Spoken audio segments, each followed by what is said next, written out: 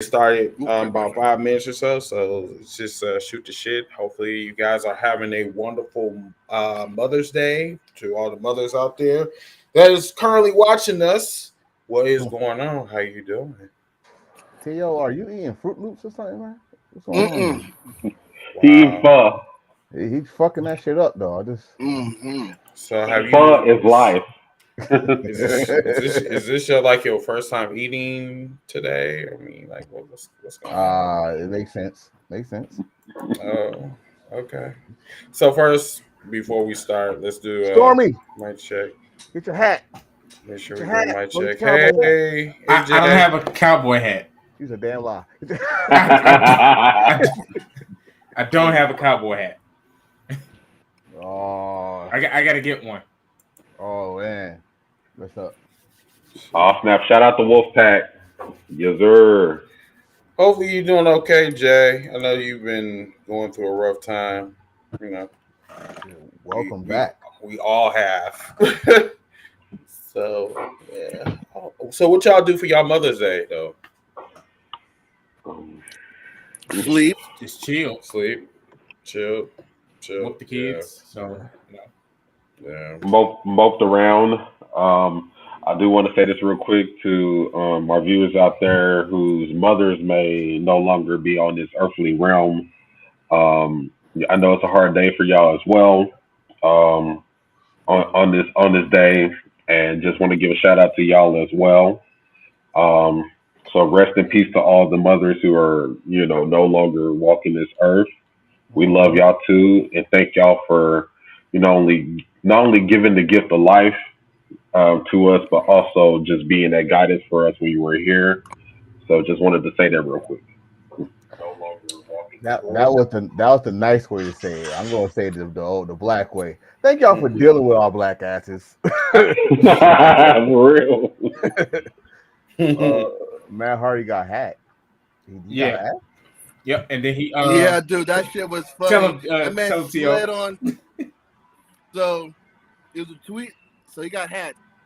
And somebody tweeted Lil Durk and was like, "Why ain't slide on Vaughn?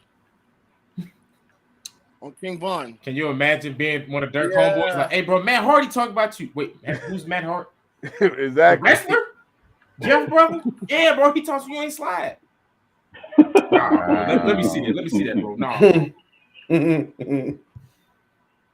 That is fun. That is funny. Out of all the stuff to say, you get at Matt Hardy's Twitter, and that's what you did.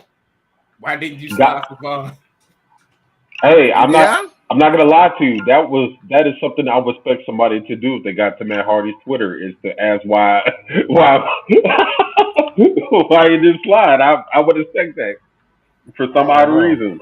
I don't know. I would Niggas just say doing no. too much. They doing too much. Like Oh, for real. speaking of doing too much, if you Uh-oh. watch basketball, John Uh-oh. Morant did it again. He showed another Yeah. gun. Don't get me started on that, man. You play Showed another stupid gun. games, you win stupid prizes. I'm Listen, calling it. I think listen, he's gonna be suspended for the year. listen, man. You throwing your livelihood, what you worked hard for, away. You about to be working at you about to be greeted at Walmart. We're gonna say, ain't Not you? Walmart. No, it's Oh, okay. like Hey, I couldn't say Target. I can see I like mean, I worked at Target, so like, I mean, shit. I don't. Target ain't got no greeters though. they Hey, you be don't. the first ever. The bad thing about John Morant is John Morant's whole life is Eminem's verse from 8 Mile, literally. And this dude messed his whole entire life up. It is. Think Wow. about it. It's that whole verse. Yep, you went to Wow. Cranbrook. It's a private school. Yeah, Exactly. yeah.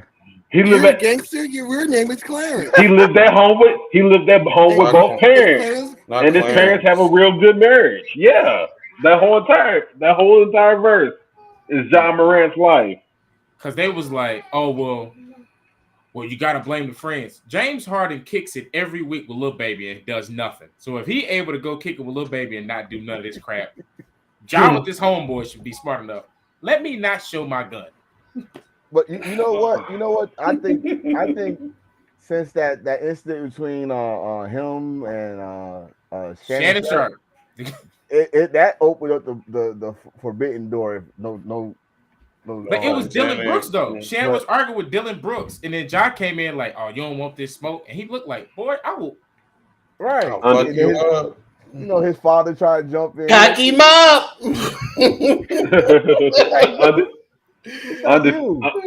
Undisputed is going to be funny tomorrow because he already going to be smoked. He already going to be smoking on that Warriors pack. That black and mild, some Hennessy. That's a black and mild Hennessy. I can't wait because here's why. All respect to Golden State. I'm glad what they do.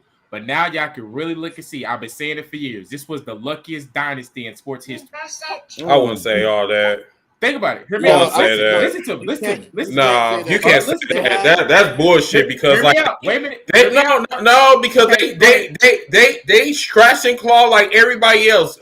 Golden State was like not even thought of. Right. You know what I'm saying? Until Mark Jackson, until Mark Williams got a hold of them, he basically paved the way for them. You know what I'm saying? Right. Listen to me, Chris. Before you get upset, listen to me. I'm not upset. No, you ready? The first ring. Kevin Love, Kyrie hurt. They beat a Cleveland team. Right? The first ring. They beat a hurt team. Okay. Second time, they're about to lose. Who got hurt? Chris Paul got hurt, and Blake Griffin got hurt. And they went against all injured teams on their way to the finals. Right or wrong. Every time they played somebody got hurt. Chris Paul got hurt. James Harden had vanished. When they went against Lob City, everybody kept getting hurt every time in key games. Then when they lost the 3-1, they lost. What did Steph Curry do? Flew to KD house. Please, KD, you're our only hope. They just went 17. That's speculation, bro. That's facts. Draymond even said it. They called KD. Like, bro, you know you want to come hoop? Come on. Did you have to go Star Wars on that though for me? Like they did. Only hope. They did. and then I mean, if you a hater, just say so. I'm not a hater. I'm speaking facts. You are not speaking facts. Yeah. I mean, because the same thing LeBron James did. He went to Miami because he couldn't win in Cleveland. They didn't get him help. He committed. He created a super team, my nigga. No, he didn't. How is it a super team? Come on, you tell me that's not a super team? No. What about Chris? You ready for this? The Lakers had a super team before LeBron. Hold on. So let's look at your Bucks, right? What about them? You had your star player, a co-star. It wasn't a super team, right? I didn't say it was right, but you had your big three, right? Okay, I just wanted to shut you down before you even said that. Okay. That's what Miami was, right? They had 2 All-Stars and a third guy, right? Because Milwaukee had 2 All-Stars, right? So how is that considered a super team, but Milwaukee not a super team? The exact same setup. Just want to wrestling show talking about basketball, ladies and gentlemen. No, explain. No, explain yourself. No.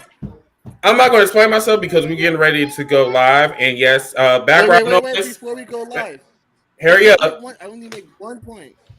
The Lakers had a super team before super teams were made. Remember, they had the Bulls were a super team.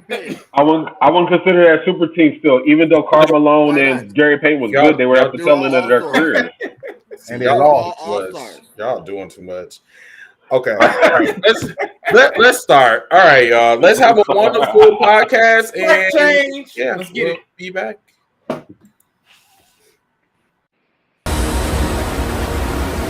Ladies and gentlemen. Looks like you lost another one.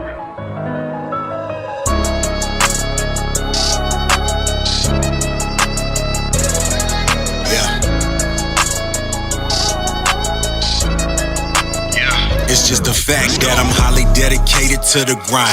And I ain't never fake, boy, I'm like this all the time. And I'ma do me, it don't matter how you feel. And I'ma win even if I lie, cheat or steal. That's just real, I don't care if I leave the opposition feeling ripped off.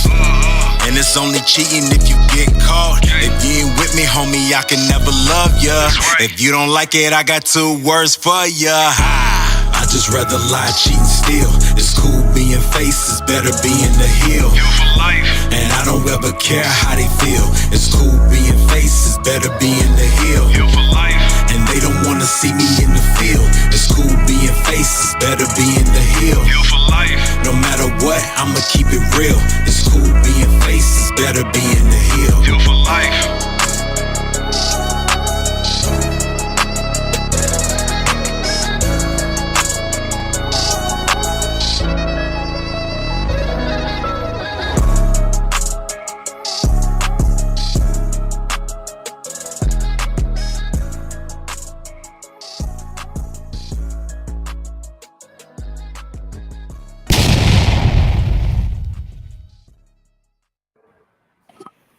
Welcome everyone to this special edition of #Heels for Life Wrestling Podcast, episode 215.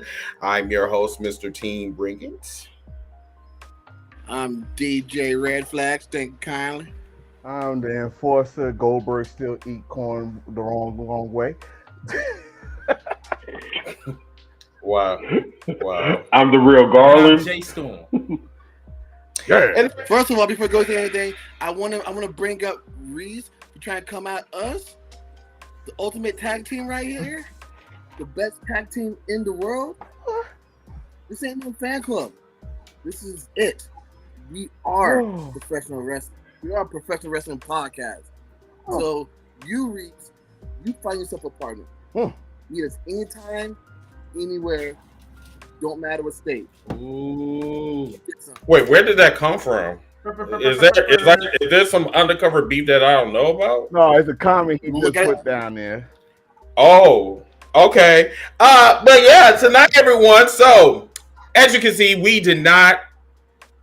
were on the air last week. So, I got tired of you niggas and bitches and shit, and I just said that no, I'm not going to come on the air. No, honestly, like I was really going through some mental issues or whatever. Like I needed a mental break.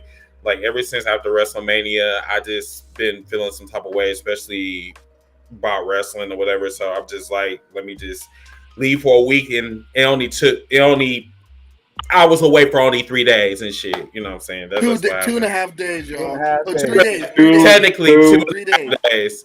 But no, we're back. You know, we're back. So this week, what we're gonna do is we're gonna talk briefly about Backlash, and then we'll talk about the rest of last week's events. Okay. So let's start off with the Backlash. All right. So the main event. That should have been the main event right there. That should have been the main event. But unfortunately, it was a doubleheader. It was these two, which I believe stole the show. Yeah. And, of course, it was Cody Rhodes versus Brock Lesnar. So let's kind of break down all of the... Oh, my bad. Wrong one. Oh, wait a minute. They were there? Ooh, the Forbidden Door? So let's break down some of the matches. We're not going to go through all the matches. We're just going to go through the matches that actually are relevant or whatever. Okay. So we can start off. How about Selena Vega versus Rhea Ripley? Emotional. Next. The only thing I got. That was an emotional win. It was an emotional moment. That was a bullshit ass match. That was an emotional win. Well, that's what I'm saying. We're not saying the match, but the moment was emotional. That's about it. The moment, like Bully Ray said, the moment they put her over, so she go take the belt to her father's grave. They take it to the 9/11 memorial. Dad, I did it. But that would have been the moment. You know what? But there's no moment there. Selena Vega is not.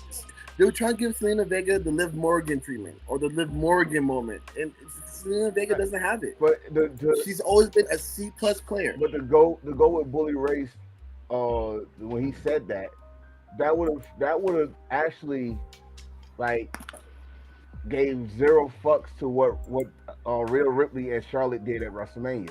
Mm-hmm. So why would exactly it would have diluted it? It was like hot potato damn belt. After that, still on that stolen show stealing moment match that Charlotte and Rhea had, and like I said, the match wasn't great, but the emotional moment of that crowd giving her that moment and the end, because she got a standing ovation. Because let's keep real. Rhea Ripley was gonna get that pin on her. Y'all know what pin I'm talking about. It's gonna be a stack. It's gonna be a squad. Exactly, was gonna fold it. She gave her that moment. She hit that pretzel on her. Yeah, so I take it as that. And I say it was a classic. I'm not saying a Meltzer 5-star, but the emotional moment of the night was that one. Mm-hmm. Yo, I call that Rhea Ripley pin that Call Me Back in 9 Months pin. Because that position, hey, we call that child support. All right. That's Call Me Back in 9 Months. Rhea know what she doing when she do that pin. Because she always look at the camera and wink and lick her tongue out. She know damn well what she doing. Yeah, because she because she know that you niggas are horny. That's why. No, that's not why, Chris. Oh, shut the fuck up. You come on now. Hold on, wait, where you at? I know you're not trying to call somebody horny. I know damn well. Yo. Sweetie, this ain't This this is about the Yo, I straight just wanna- niggas. You know what I'm saying? Straight. No, you ain't. No, wait, hold up. Yeah, Starsky. You know what I'm saying? This is all about y'all motherfuckers, not me. You know, Hold up. I'm just a side Hold bitch. on. That's I want to say this real quick. to say I that. I'm sorry. want to say this real quick. Anyway, wait a minute. Oh, damn. Okay. I pulled an enforcer move, right? So enforcer always stated on here numerous times what he'll do is he'll go back and watch the show again. So I added on to that. I added on to it. So I went back and not only watched the show, but I watched it on mute. And I bet you wonder why I watched it on mute. I watched it on mute because I wanted to take away the crowd factor, and I wanted to see if this was actually a good show. Not factoring in the crowd or anything like that. The crowd easily added maybe 3 or 4 stars. If we were rating it out of a 10, the crowd added maybe like 4 onto that, to be honest with you. And that's just being honest looking at the card. Boring. That the crowd added added about 4 stars to an otherwise underwhelming card. Let's be real about it. That's just being honest. That's just being honest about it. Her entrance reminded me of, y'all remember, was it Dark Knight when he jumped down from the terrible the car garage? Right. He dropped down. You saying Zelina Vega was out there like Batman? A colorful Batman. Yeah. No. I'm gonna continue on that. You look like a flying squirrel. I'm gonna continue on that. Like honestly, but that's what made any wrestling show is the audience. The audience, if the audience is live like that, that makes the show better. So, like some people say it's like a what you call it, a house show, a glorified house show. If that's what it is, that's what it is. But those fans did not treat like that. That was their WrestleMania. And, it was exactly. And now, let's say night 2, Backlash 3 was better than night 2 of WrestleMania. So I will say that. I'll definitely say that. I'm not going. I want to jump for another match, but my surprise of the night was freaking damn Seth and Omos. Like I thought that was going to be. I thought it was like Shane, like Steph. Like Steph's gonna have a hard time, but no, it was actually okay. Maybe it's something there with Omos. Right, like you had to use the top rope stomp to beat this dude. Okay, now like all right, maybe y'all going the right direction almost. At that point in time, I said that. I mean, it was no different for me. It was no different from Brock Lesnar versus Omos. Oh, it was big difference. Big difference. I mean, I disagree, but it was Omos' best match on the main roster. This was his best match. I mean, I'm sorry, but there was nothing that he did that really stood out. I mean, it was just that's what I said. They treat him like a big man. They treat that's him what like I'm saying. a big man. That's the only thing because they treated him like he was. It took Seth effort to beat him.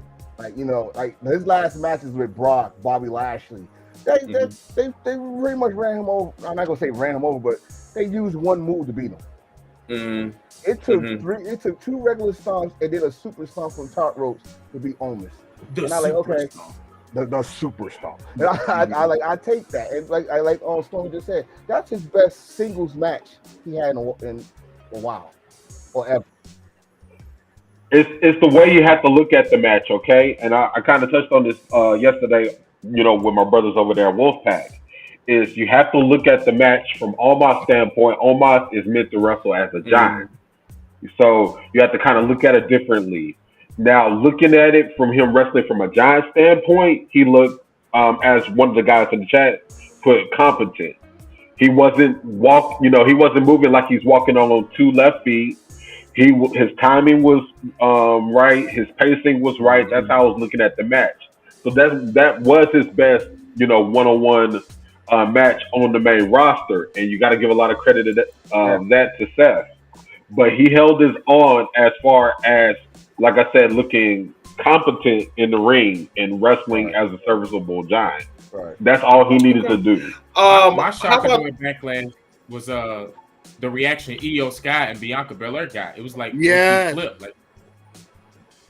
And I was Io is kinda another one. suspect. She know what she be doing. She be doing them damn splits before the match. She know what she doing. Io know. Yes, Lord. what she Yes, doing. Lord. Hey, So- leave her alone. So there's something I really want to talk about with Io Sky and Selena Vega.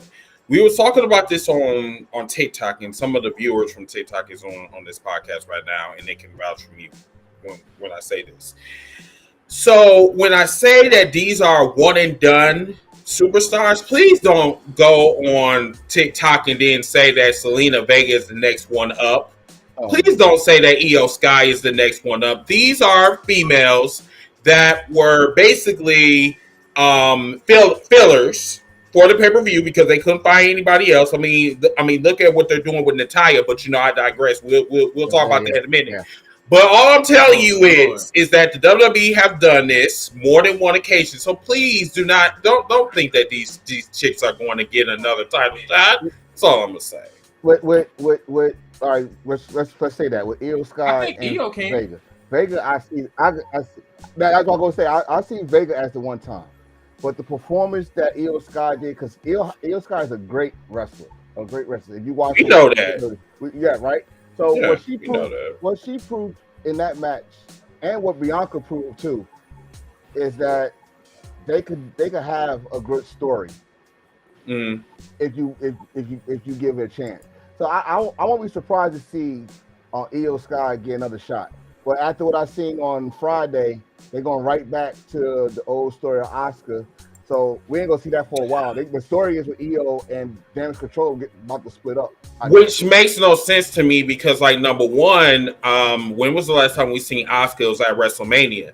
Io Sky just came off as one of the best matches that she had in the WWE against Bianca. So what they should do is they should run that back. Right. Logic dictates that they should run that back, but instead WWE, this is where I mean by inconsistency or whatever. When you come off as with a fire ass match that we've seen at Backlash, you want to continue that. But instead they said, okay, we're going to go around you, and then we're going to come to Asuka, and then we're going to give her the heel turn that she should have had at WrestleMania. Hey, I want to answer that comment, the last comment by Ty.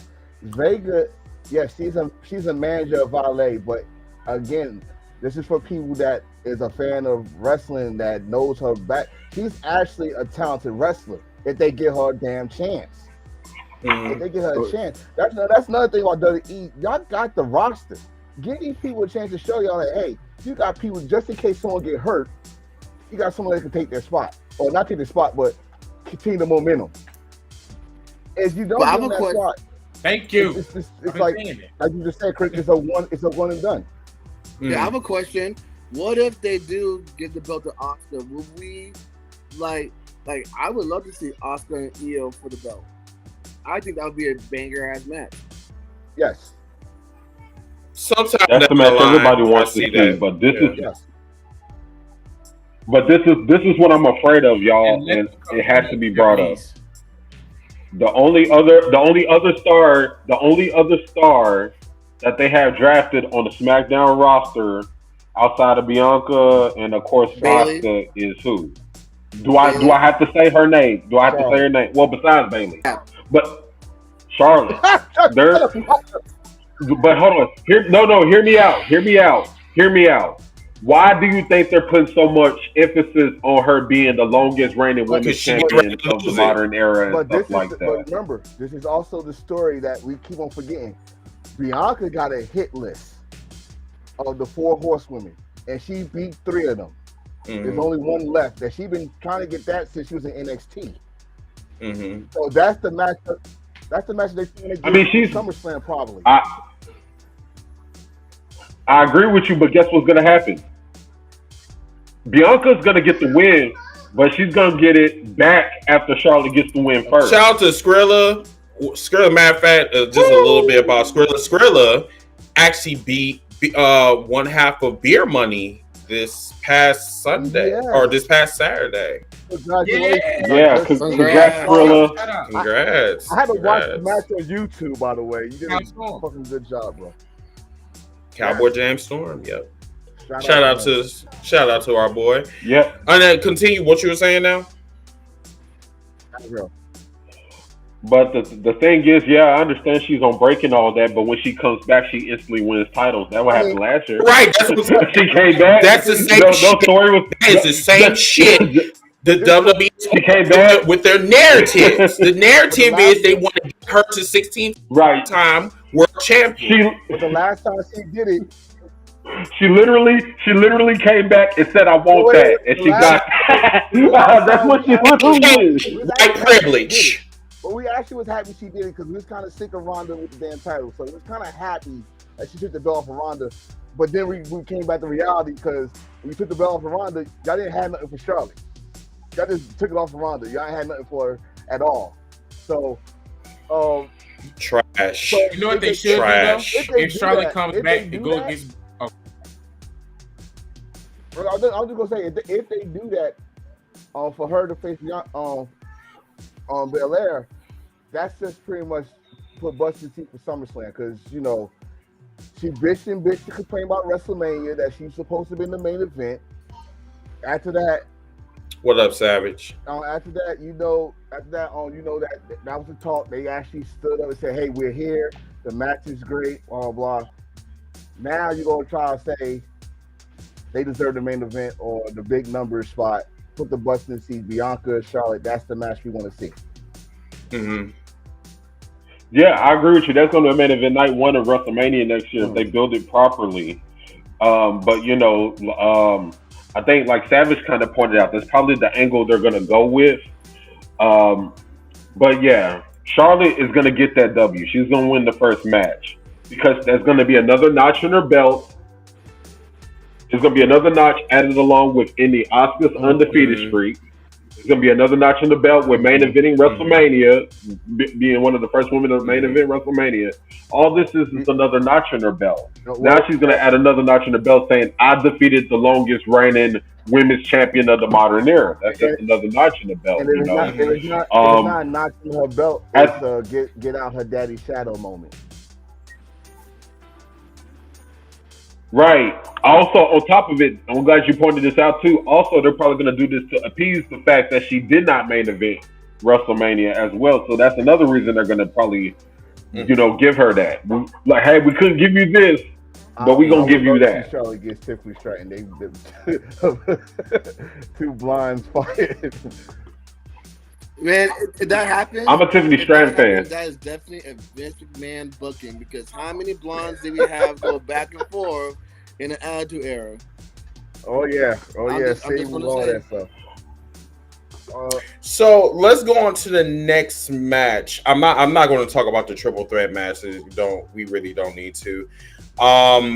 The Bloodline storyline, I want to kind of touch up on that real quick. So I guess this is another layer of the Bloodline that, we need to talk about. Like, where does Solo stand in all of this? And at Backlash, it was a little bit of conflict between the Usos and Solo. So what you guys think about that? I'm surprised they didn't pull the trigger. I thought. Do y'all know? Do you have any older brothers? Does anybody have any older brothers? The Usos is the older brother. No, because everybody here have any older brothers. So, yeah. So you know what it was like as being like the younger brother and getting picked up by your older brothers, and you finally get tired of it, and you want to just break the jaw. That's what Solo's feeling right now. But if Jay's not the one to defeat Roman, it's probably gonna be Solo. But why? Solo didn't even start the story. Doesn't matter. I would do it with Jay. It should begin and end with Jay. Well, honestly, if you watch this week on SmackDown, remember that T-shirt that we was busted. I'm nobody's bitch, Jimmy. Jimmy. That's what I kept ranting about. That. Right. He became somebody's bitch that day. And, for real. And who saved his ass? Jay. So like we've been milking this cow too about Jay started it, why Jay can't end it. All right. But also you got to remember too, another interesting thing is that, and I think somebody pointed out, it was mostly Jay and Solo that was into it with each other during that match. And I'm gonna tell you why it was mostly those two. It makes all the sense in the world. Solo is the new right hand man. Jay was the previous right hand man. I think Jay, Jay is feeling some sort of way because whether they should have listened to Sammy. That's what the story is. The story is that Sammy tried to warn you. He told you all of this was going to happen. He told you, hey, look, if y'all don't win these belts back, Roman's gonna slowly push y'all out the way because y'all did that. And then when they dedicated the match, to him, the tag team championship match, he was like, bro, you even dedicated the match to him. He was like, what's gonna happen when you lose and you put this man's name to it? And everything he's saying is coming to fruition. When they go pull the damn trigger? We probably 43. Something else is going to happen. They probably won't do it until like next year, man. WrestleMania 43. The thing is with me is, damn. The thing is with me, I think that everybody keep on saying that Roman and Solo might win the belts.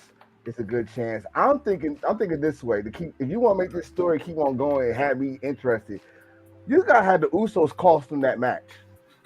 Some way, somehow, to make it. You talking about night champions? Yeah, to make this make sense of why they didn't win. Yeah. Because can they travel that far? Huh? Can they travel that far? Yeah, they can travel there. Obviously, they can't go to Canada, but they can travel in Saudi Arabia. They was there last time. So I mean, it's just if you want to make it interesting, you want to keep this shit dragging. What's we on 2 years of the bloodline? It's been 3. And WWE, a faction going that long, is not heard. It's really rarely heard of. So this is the longest reigning faction I've seen in my life. Exactly. I mean, they broke up everybody. DX, the Shield, Nation Domination. But see, this is how factions in WWE. So, but this is how you do it. Right? So what is it, about 2 weeks, right? Because it's not too long until Night of Champions. It's like 2 weeks, right? Yeah. Next Saturday. Yeah. So on one of the SmackDowns, you have Paul Heyman, because we know Roman's probably not going to appear on the show. Probably in Saudi Arabia. Until Night of Champions. They meet up next week. Paul. They meet each other. Yeah. They're going face to face this week. Oh, okay. So you have Paul Heyman or Roman directly tell the Usos, look, y'all stay in the States. You're not traveling with me and Solo. Me and Solo can take care of this ourselves. Y'all stay here.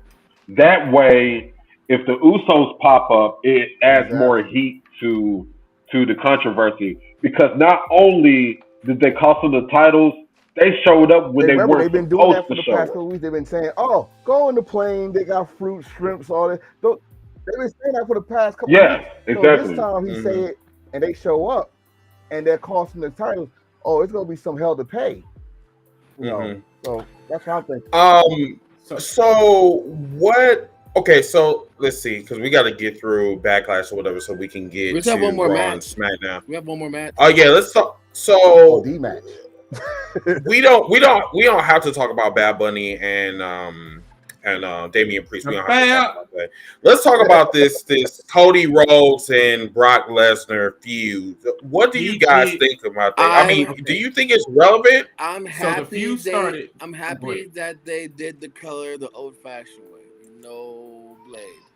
Brock is a G for that. You gotta give Brock some credit. He took that little bump hard way. They said we didn't know he was gonna bleed that much. We didn't know it was gonna be that much. Yeah.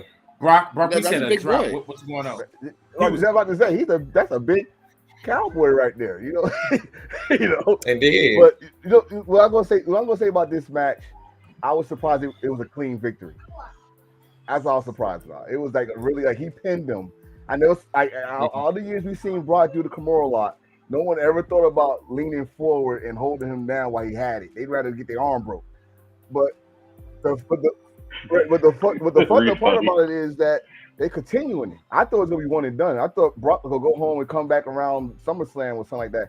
They gonna continue. Brock was pissed. Oh, Brock! He said, "Look at my face." But remember, y'all, I called this in the group chat. When they announced the bracket. I called it in the group chat before the show even came on air. I called it. I called it word for word. I didn't know how he was going to put it. I called it word for word what was going to happen. I called word for word what's going to happen. I said in this triple threat match, Brock is going to cost Cody. I think So- Stormy. I think you said it was So going to I happen. so I guess we're talking about. about Raw now. Yeah. Because, So we just jumped into Raw. no, but we, No. Oh no, my bad. No, I'm about to double back to Backlash though. To me, I just hate that they're squeezing another match out of it. I'm not looking forward to it. You know why? you know why they It's putting this me, shit. the Soggy Brock got Blends. I want to see Brock Lesnar. Brock got to get his victory back. I want to see Brock Lesnar at Night of Champions. And two, this is called Nights of Champions. So they was not sure they was going to bring Sammy and Kevin Owens over. They had to have a match to fill in that spot. So That's true. So now what? Brock will get his victory back. Oh, now they still need it because technically the big champion not defending his belt and not a champion. Well, So we'll talk about that on SmackDown, the SmackDown part. So let's talk about Raw since we're talking about Raw. Let's get into it. So Cody Rhodes, he started off the night saying that he's going to set his sights on the World Heavyweight Championship and Night of Champions. And then, hold on one second. Let me see. This was actually the first match. This was the first match, right? I want to say something about that though, because Cody came out talking about the tournament, and then you went in a Seth's match. Why the hell did Cody come out? I don't know. They should have done Cody match. I don't know. It was you guys ready to see me? You ever? Hold on. Let me ask an even more important question. When Cody came out there talking about I got his sights set on the WWE World Heavyweight title. Let's say hypothetically he would have went and won the whole tournament. Is that him finishing the story? No, hell no. We all watch the MCU.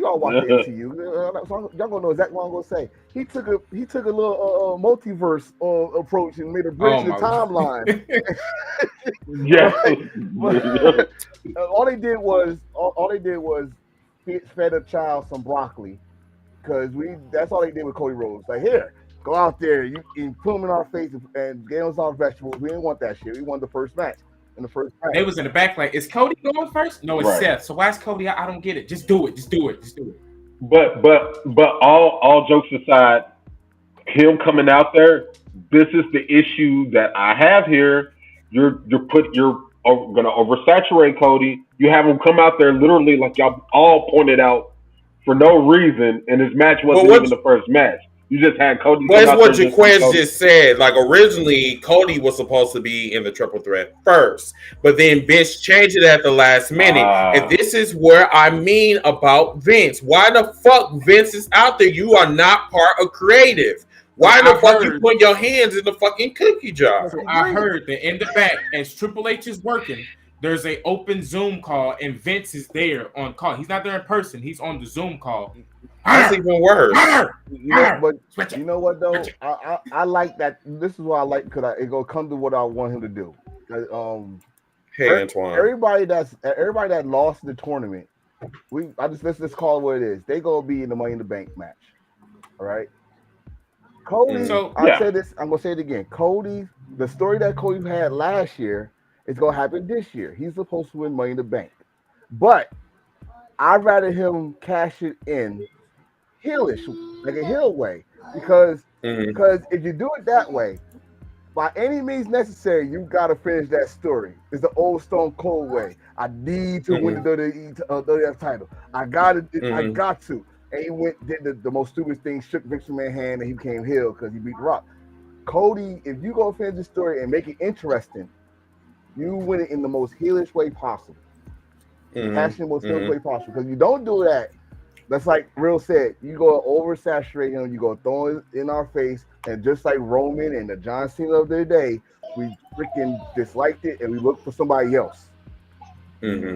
So this is what I'm gonna do. I think what we're gonna do is we're gonna just talk about the triple threat matches as a whole. Okay. So then that way we can get rid of all of that, and then we can talk about the other shit that's remaining. So the triple threat matches, there were two of them, and both of them were off the fucking chain. Yeah. I love both of them. Seth winning it all, wasn't surprised, but I just think I think it was Nakamura and Damian Priest. they were hitting hard. Damian Priest should have Hit took the pin. shots. Damian Priest should have took the pin Yeah. because And he also was playing off that injury that he sustained on at Backlash. Shinsuke just getting back, and then he takes an L, and now he's in a feud with the Miz. So it's like you killed that damn Miz Vortex.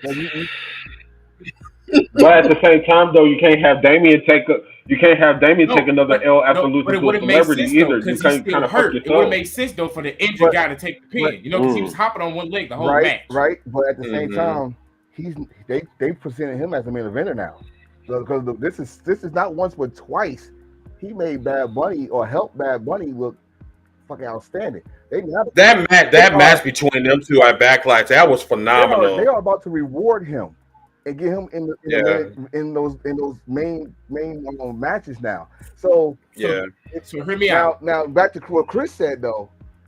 Them hitting hard, you gotta remember Nakamura is the king of strong style. And they go back. That's right. I want to say Priest when he was punishing Martinez. He's always been a striker. He's been hitting her like that. Shit wakes a guy up that works like that. Wakes him up I think they said. And they're close. So who else hit you harder than your friend, than your best friend? So, but like you just said, we all knew Seth was gonna win that, but the right choice is just that I know the debate is who should have took the L. I'm gonna agree with Real on that one because. Now speaking of the Judgment Day, so I just want to just kind of bring this I want to bring this to y'all attention. So Finn being kicked out of Judgment Day, why they all lose? If it's because he lost, they're all losers. That's the case. They should have kicked him out last year. I did hear that they're gonna replace him with his protege JD McGunnell, but it's evil twin. But then that's what other people said that no, when they kick Finn out, they gonna team up. They gonna get shit. I heard this rumor too, but the question is why? For me, if Triple H, if you somehow hear this, you already took my other ideas. If you hear this one, you let either Finn, hey Marie, you let one of Judgment Day win that battle royal tomorrow, and you get Imperium versus Judgment Day. That's your next big feud right there. That shall carry it over into Survivor Series because to me the match of Survivor Series, if you book it, that far in advance. It should be Judgment Day versus the LWO. The LWO. I'm so sick of Ray in the Judgment Day. it's turning to another. I'm tired of Ray altogether. I am. But hear me out. That's why. But I agree with. But this is where I agree with Stormy. You put something in between then. You put something in between then. You're marrying the same philosophy you did last year with Edge versus Judgment Day. You last that shit all year. I hate to say it. I'm a big Ray fan. I love Ray from '96, but god damn it, man, you're in the Hall of Fame. It's time to go home. It's time to go home. Come on, man. Listen, your wife been waiting too damn long. The kids are grown. Y'all got the house to yourself. It's time to go home. Come on, your son is all right. Your son got that either go home heat or he got that hill heat. He's doing perfectly fine. Go home. Go home. So this was hilarious to me. This whole thing with Brock Lesnar talking about, look at my face! Look at my face! I ain't gonna lie, Brock Lesnar is he is a national treasure. Like this shit is giving me life. You gotta remember though, when have we ever seen Brock Lesnar with stitches in WWE? Right. But it's crazy. I don't think we ever seen him have stitches. No. Unless you remember UFC when he got kicked in the stomach that one time. Other than that, we ain't seen Brock Lesnar look like this since his last fight against Cain Velasquez. That's the last time I saw his face like that. And it's because he don't eat right. Brock, eat your damn vegetables. Do you know that this man eat like big ass fucking steaks? So like after he kills a horse, this motherfucker goes in the barn and just like, I'm like, dude, you gonna eat all that fucking shit? Brock Lesnar does not eat horses. Brock Lesnar eat brontosaurus. Did not see that biggest children are? He feeds his children raw meat, probably. Brock Lesnar eat Brontosaurus burgers, man. He eats those big ass ribs that Hey, tip over cars and shit. Brock is a If big you want to boy. see Brock Lesnar kids, put a wig on him, and that's his daughter. Then Oh make him a my little bit God. skinnier. That's his son. Hey, she They is are- just like her daddy. That's They her are daddy. not good. They are not good looking shit. And they- I ain't gonna talk about that. Brock, Wow, you was about to go in. You was about to go in on somebody's kids. I knew you were. I knew you were. I'm gonna stop. Shit, that you proved my point. That bitch ain't good looking either. Shit, what Brock Lesnar say? When he leave, he goes home and they make love for 5 hours or something like that. he thinking about Mandingo. I'll be thinking about Mandingo if I had a wife like Sable. I mean, shit, the fuck. Man. Yes, it is Sunday, but that is wild card Chris right there. I'm just keeping it real. Just saying, But I was you know. gonna say about Brock Lesnar that once they let Brock be himself, he's been one of the most entertaining guys. Like with the Cowboys. I wish they could do it for everybody else instead of like picks and choosing of like who. Oh, you can be yourself, but no, we're gonna put you in a cage, aka Reggie. But whatever. Yo, But I anyway. still think He got all unmasked. this, He got all unmasked. this Oh, yeah, he started did. was with Boombox Brock. How this That was all the started. GOAT. Hey, That was the GOAT. That shit was trash as fuck. And hey, then they said, we well, never you got saw a year. Brock serious? dance. We never saw What do you Brock mean I got a dance. year? I thought you knew. I No, thought you knew. no, you can No. put that shit away. This is Wait. not do the right thing, okay? Real quick. Right?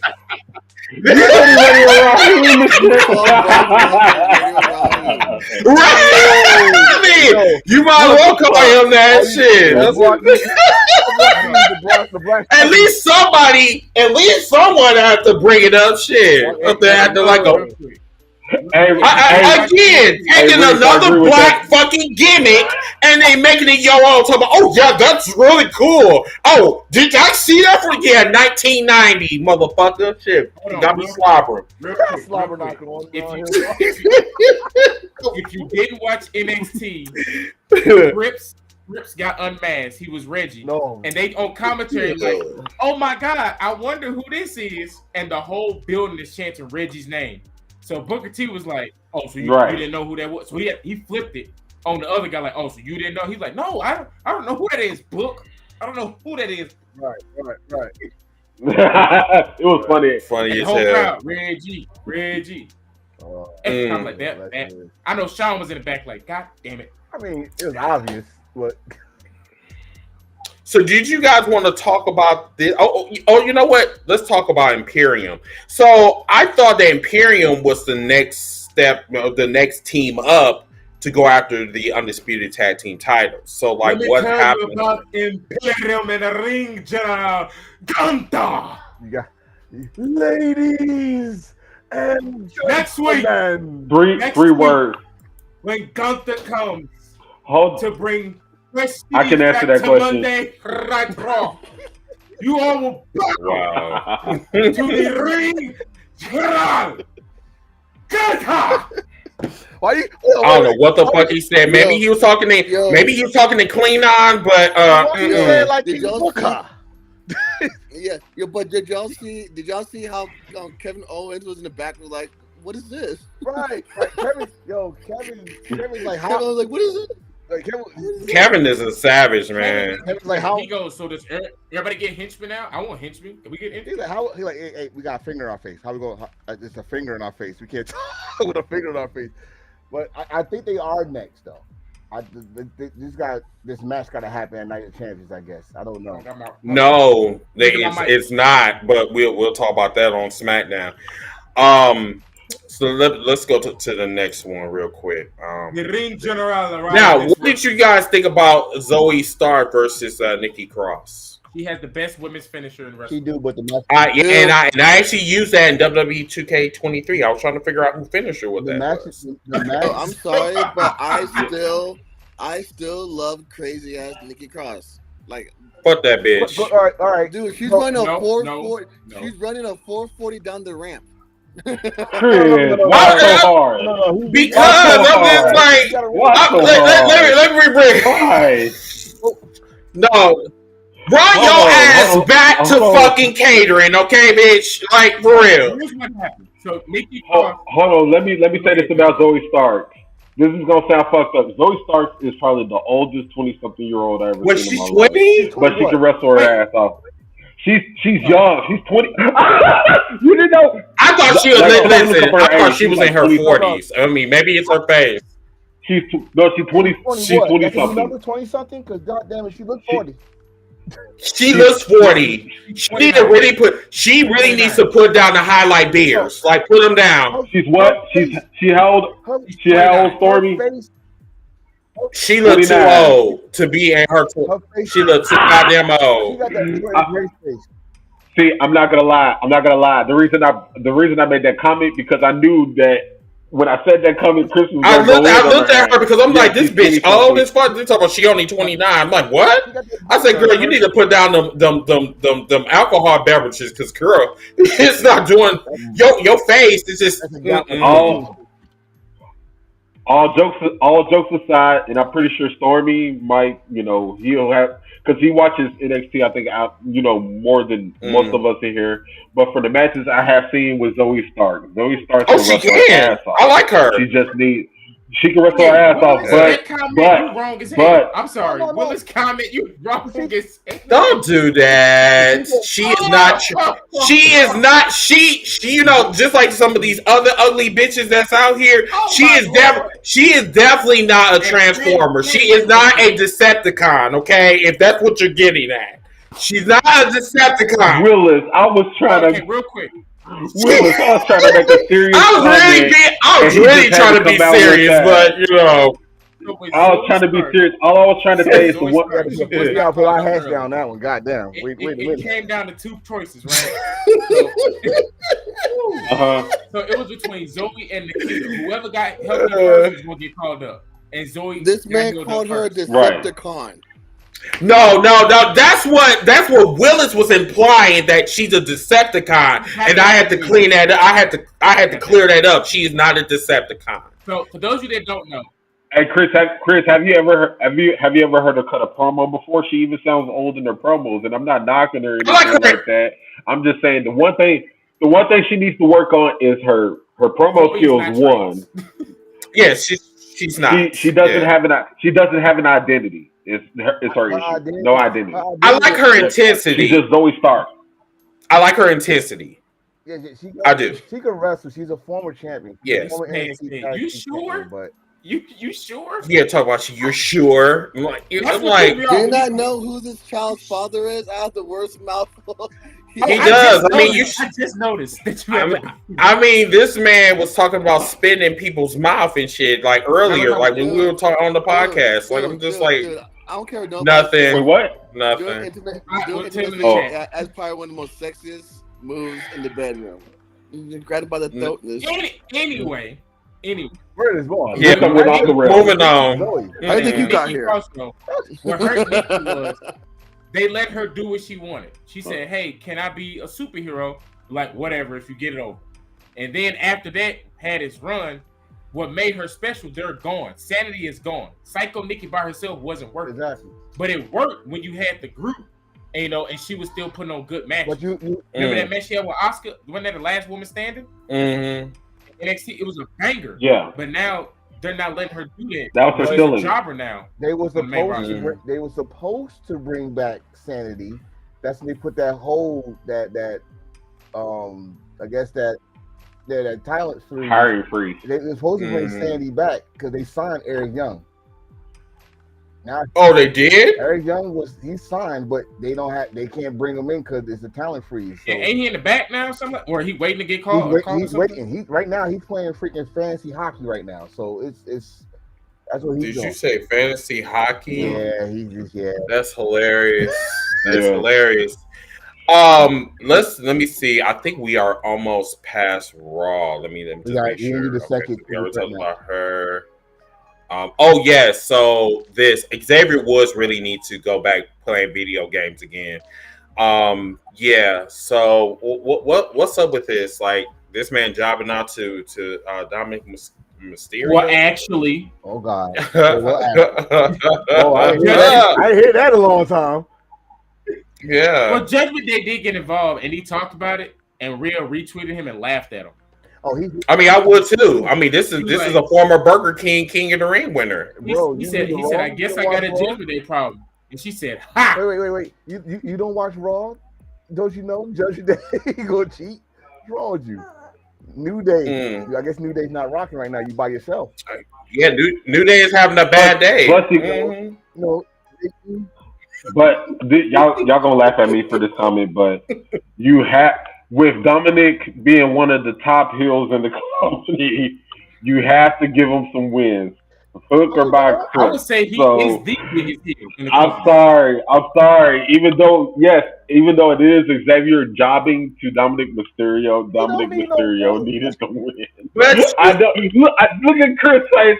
I hate trust me, I hate saying this, bro. But he's one of the hottest heels. But the thing is that Xavier Woods is chasing after his freedoms. He's chasing after respect, and I'm sorry, you're not gonna get any respect when you sit there playing video games and then 5 seconds later you win a fucking King of the Ring and no one fucking gives a fuck, and then they stomp on your shit, and then now you want to be treated as a threat. My nigga, no. I say I treat you as a Pokemon trainer. That's it. Nothing less, nothing more, nothing less. That's it. You just call him Ash. What? Hey, Not a Pokemon trainer. Hey, Chris. Not a Pokemon trainer. Hey, Chris, since we're talking about Dom and the Hill, can we play the game real quick? Who is that? What? We did about Dom and the Hill. Nigga, we're in the middle of our agenda. I'm gonna make that the very last. He says, like Xavier Woods, you want to play me. Yeah, I'm gonna make it very, very last. Yeah. That's what I'm like trying to. Do you think though? So Xavier Woods wants the IC title, right? Excuse me. Well, Xavier Woods wants the IC title. Like, I'm serious. He wants a single title. He did have a good match with Gunther before they left. He did. And then now they back on the same show. Remember, he's the only one in New Day who hasn't had a single title with all them been together. So now, like, this is his way of like, hey, I could fight for titles. Maybe he gonna try to run it back with Gunther, because Gunther looked at New Day and said, "Y'all are a fucking disgrace to this." They are. You remember that? It was if y'all don't remember, New Day ran into Gunther. He was in the back, and they said, "Oh yeah, this one choke." He said, "Y'all are a fucking joke." And got up and walked off. I remember. Because they was like, "Oh, what's up?" He said, "I'm not gonna waste my time. I don't even deserve my chop." Hell in my face. He being by disqualification. I need you to sit the fuck down. Really. Seth did too, and you give Seth credit. Don't do that. No, I didn't get. Excuse me. Oh, okay. Yeah. I thought you did. Yeah. Sit down. Yes. Before you try to come for me, get your receipts first, because I know you like to jump ahead. You understand me? I see. Yes, I see you. Mm-hmm. I hope y'all ready though. Imperium about to run Raw. That's the best. Gunther. That's a stretch, but I love Gunther. But I mean, you're right. There's no one there. Every time somebody says right. Well, who else? Name me one person. He gonna have that. Ain't nobody there. He had the title for a while, for a long. Shit. Reverend Rhodes. Man, fuck him. He ain't ready for Gunther. He ain't ready for Gunther. Yeah, I mean, man, please. He got his titty like caved in. You know what I'm saying? So, let's talk about SmackDown real quick. So, everybody wore blue. That's what I got of that first triple threat match. Everybody wore blue. All their gear match. You're right. All their gear match. So what happened with Edge? Like, what was up with that spear? That was the only thing. I think me and Stormy talked about that. The timing was so off. No, but this one threw me off, right? Let's say if the other place had that. Oh, they're botching. Oh, watch. We just saw it on SmackDown. Well, Edge is 50. You just gotta be. Edge is 50. It's a botch. It's on botch. It's a botch. Oh, I bet. Shout out Michael Cole. Oh, I don't think he got all that spear. And Corey Graves goes, I don't know what that was. Exactly. That's the first time I'm gonna have to agree. All right, Corey, you my man right now, because I know they was cursing him out in the headset. But see, Edge kind of seemed a little off in that match, and I mean, it could be that, but it was a botch nonetheless. If I think he got. And then also too, they tried to paint this narrative that because Edge, before he left, he never lost his, world heavyweight championship. Yeah. And I thought that he was in the front running of actually winning the title, but they were just like, nah, nigga, you too goddamn old. I'm like, you know who made this call? Vince Hunter is the Saudi prince. I want to see Bullet Club in the Saudi show. I want to see Bullet Club. Too sweet. I want to see Bullet Club. Wait, they in another country? No. They got the OC. No. Once again, this is they 10 years behind. This is not Bullet Club purple. Okay, this is. I want to go too sweet. Saudi Arabia is like 10 years behind. So. Yeah, they really behind the. Yeah, they really behind the times. Yeah. And Roddy Piper. Right, they want motherfuckers out the grave. They're like, hey, So, I want the Wild Samoans. I want to see the Wild Samoans. Yes, they're dead, my nigga. They still alive. They are. Oh, Roman's dead. Damn.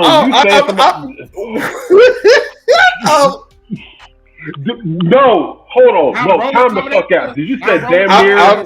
I mean, rest in peace. I mean, shit. They got 1 foot in. They got 1 foot in and 1 foot out. I mean, shit. Tribal Chief coming after hashtag Heels for Life. Yeah, he did. No, he said he wanted Yokozuna. That was his hands right there.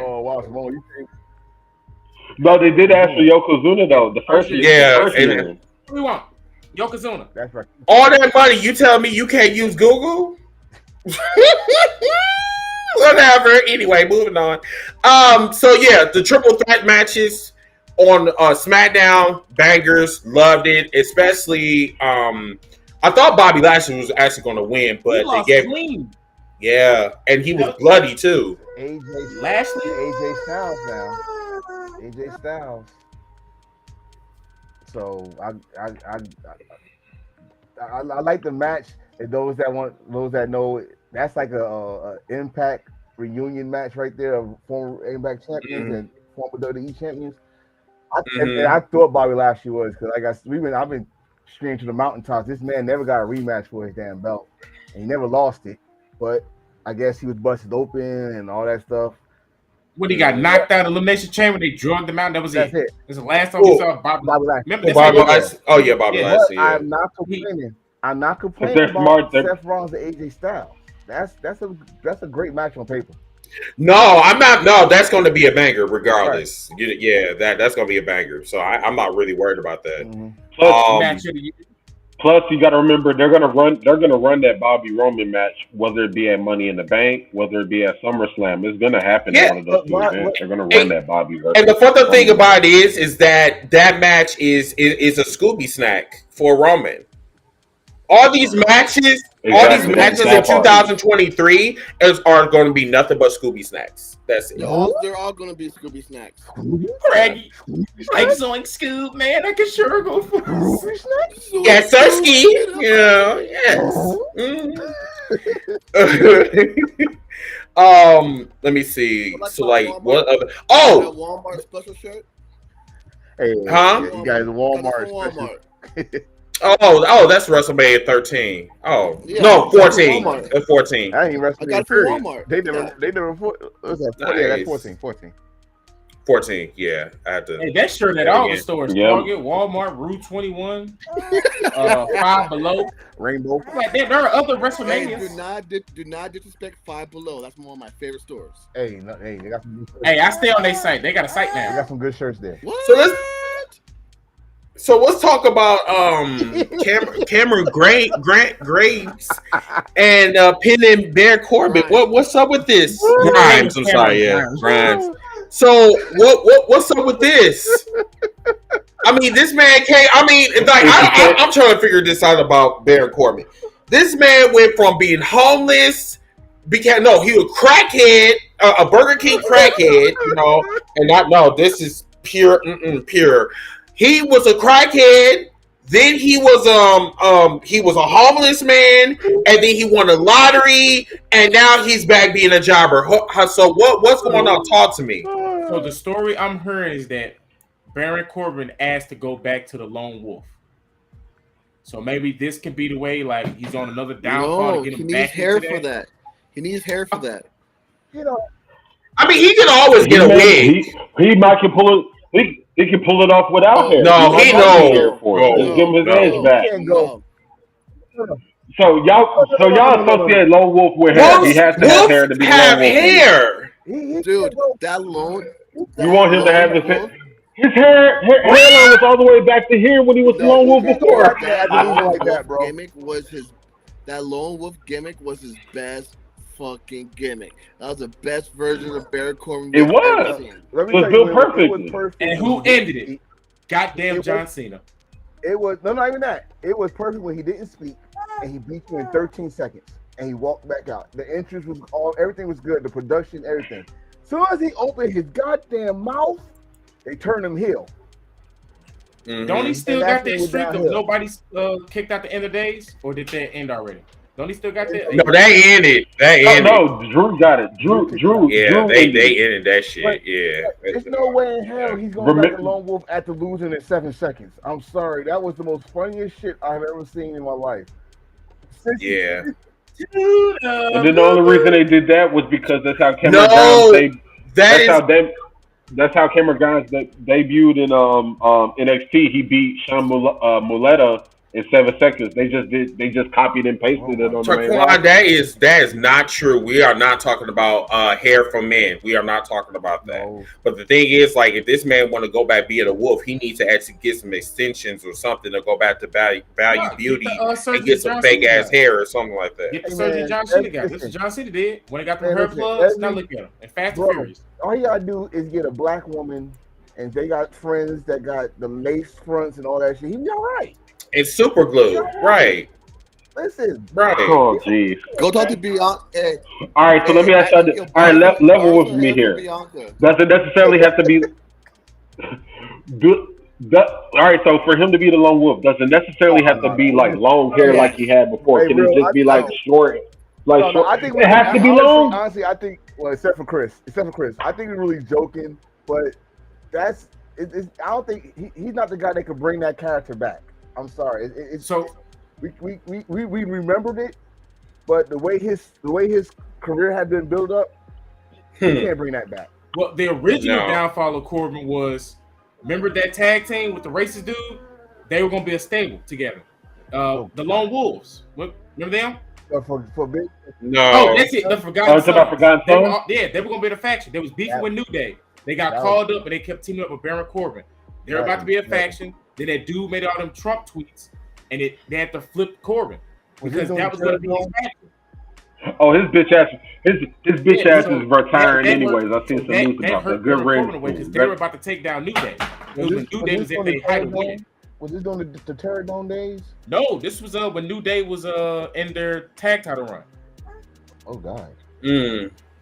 So everybody, let's talk about this. I know y'all want to talk about this. So this kind of ties into the Imperium story that we were talking about when we was talking about Raw.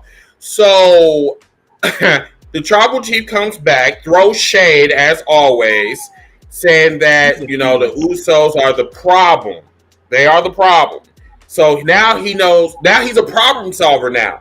So it's going to be Roman and Solo going against the tag team champions, which is Kevin Owens and Sami Zayn.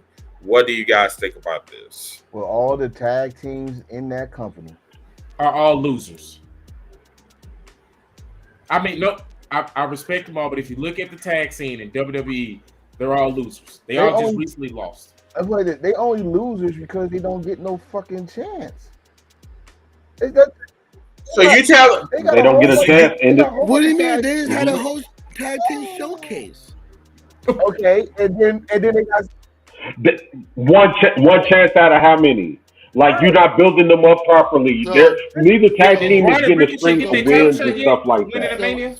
So basically, you're saying that I can give you all these freaking weeks, but you're gonna forget about one Saturday night that didn't do.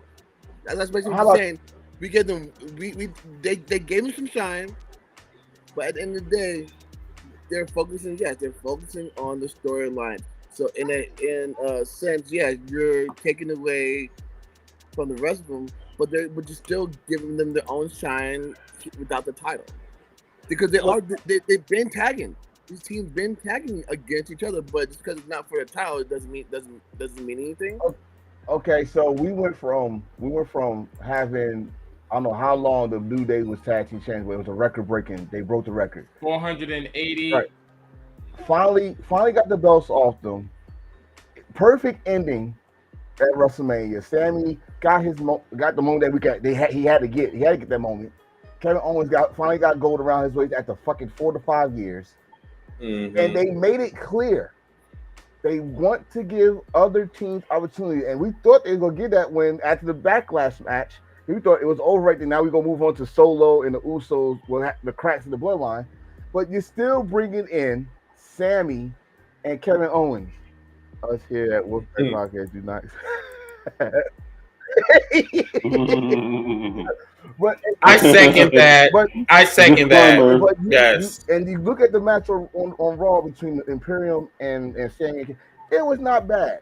I think they can still build something up with other tag teams. Yes, they have tag team matches like we just said. Braun Strowman and not even Braun Strowman. The Street Profits won that. The Street Profits didn't not even talked about. Everybody not at all. I mean that's why I keep. That's why I keep saying. Go ahead. Yeah.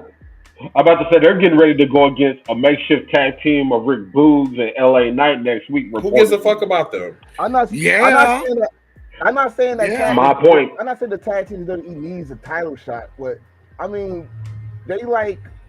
I'm not trying to compare them to the other company, right? We ain't gonna talk about that yet. But if you're trying to build up something, their tag team division is not where it used to be. Let's put it like that. On top. I just want some string of important wins, is what I mean by it. I want the real. I'm not saying that they have to be focused literally around them, but a string of key wins. But here's the thing. Y'all want the bloodline to continue, right? You want the story to continue. I'm going to keep preaching this on here. The longer the bloodline story goes, the longer it's going to hurt that company in the long run. Because it's hurting them now. It don't make no motherfucking sense that you got all these fucking tag teams that you've been building up. You even had a showcase like Terrell just said. But then yet, shut the fuck up. Shut up. Everybody know you. Time out. I'm gonna say, you're not gonna Roman Reigns me right now. I ain't motherfucking Jimmy Uso. You ain't gonna fucking mush me in my motherfucking face. That's what you're not gonna do. Hold on. We sorry, Oos. But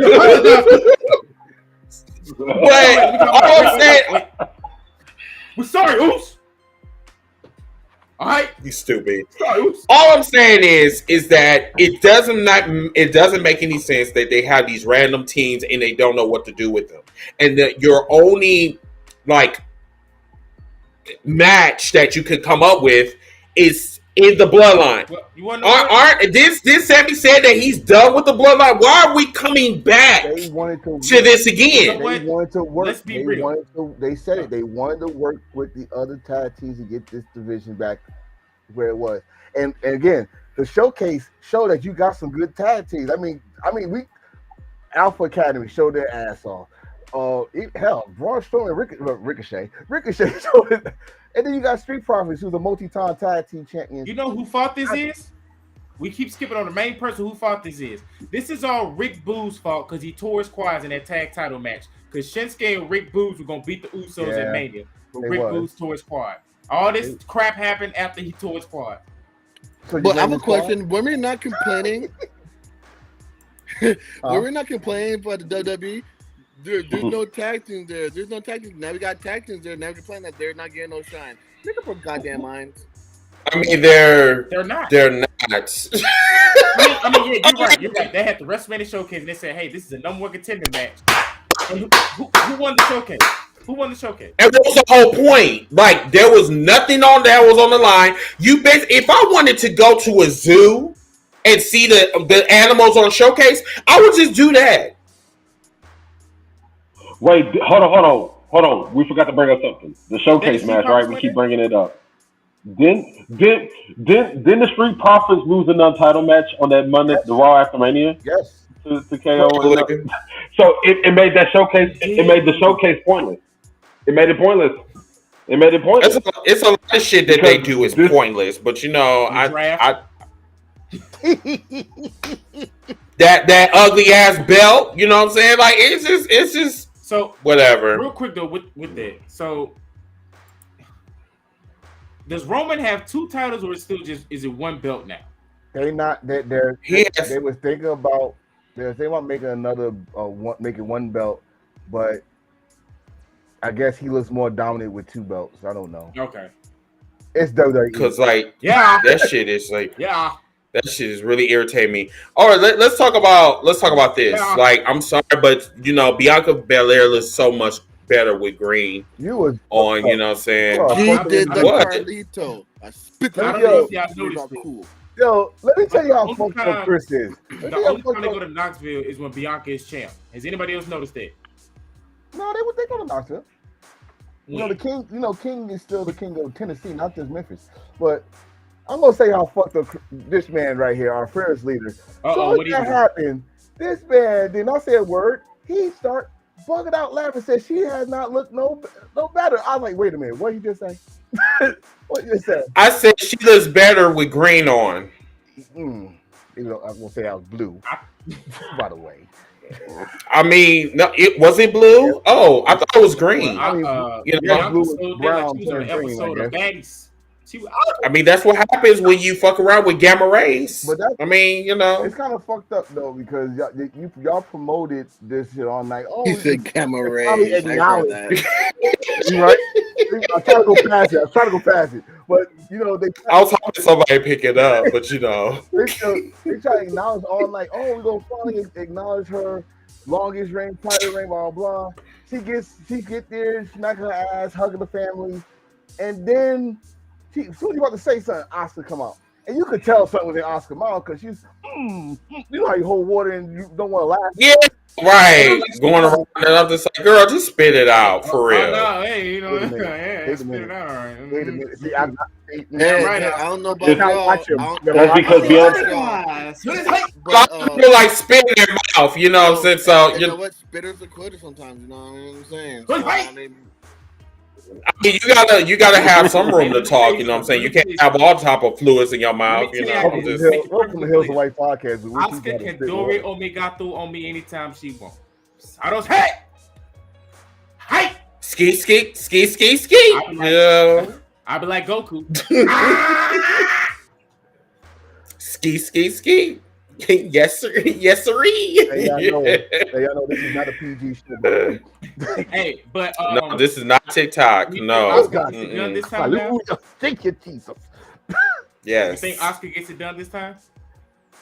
More than likely, because they've been, Bianca Belair, she got all of her shine in or whatever. I think what they're gonna do is now night champion, she's gonna lose the title. Thank God. I think they should change the title's name now. They should make it the World Something Women's title and the other title, because Rhea is SmackDown. Because Rhea the SmackDown champ on Raw, and then Bianca's Raw on SmackDown. Just give them real names now. And they have yet to acknowledge whether they're gonna swap the titles or what. They haven't acknowledged that at all. Shit to Becky. You're not gonna have, Becky's like, you're not gonna have. I don't think you're gonna have that with those two. I don't understand why one is on the other show and the other one is. I don't get it. They should have made them undraftable. They should like, hey. No, what makes it worse is that the commentary is selling it like we're fucking stupid. Like, oh, we're here on Friday Night SmackDown. Here comes the Raw Women's Champion Bianca Belair. Like they're selling it like we're fucking idiots. Anything can happen in the draft. Everybody. So they chose the champs to switch shows. That's both champs, both the red card and the women's champion. So. On that note, everybody, before we go on to Raw, I'm sorry, not Raw, but before we go on to AEW, and then we're going to do the game or heel, whatever, we're going to take a quick commercial break, and we'll be right back.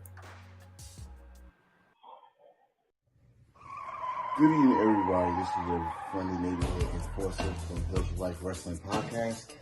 Here to give you some knowledge, some 4-on-1 on our Hill merch. So, if you go to hillsforlife.com, you see all the famous. Get the flag here. Don't like the flag. We got aprons. We got cups. We also got tank tops for you muscle men out there. There's some muscle men out there. Big boys. So pick up. Tank tops. If you're not a tank top person, we got regular crew t-shirts. We got some female t-shirts too. Check it out. And if you are in the winter state, like Wisconsin, shout out to Chris. We got those hoodies. Got those hoodies. Again, check out hillsforlife.com for all your Hill merch.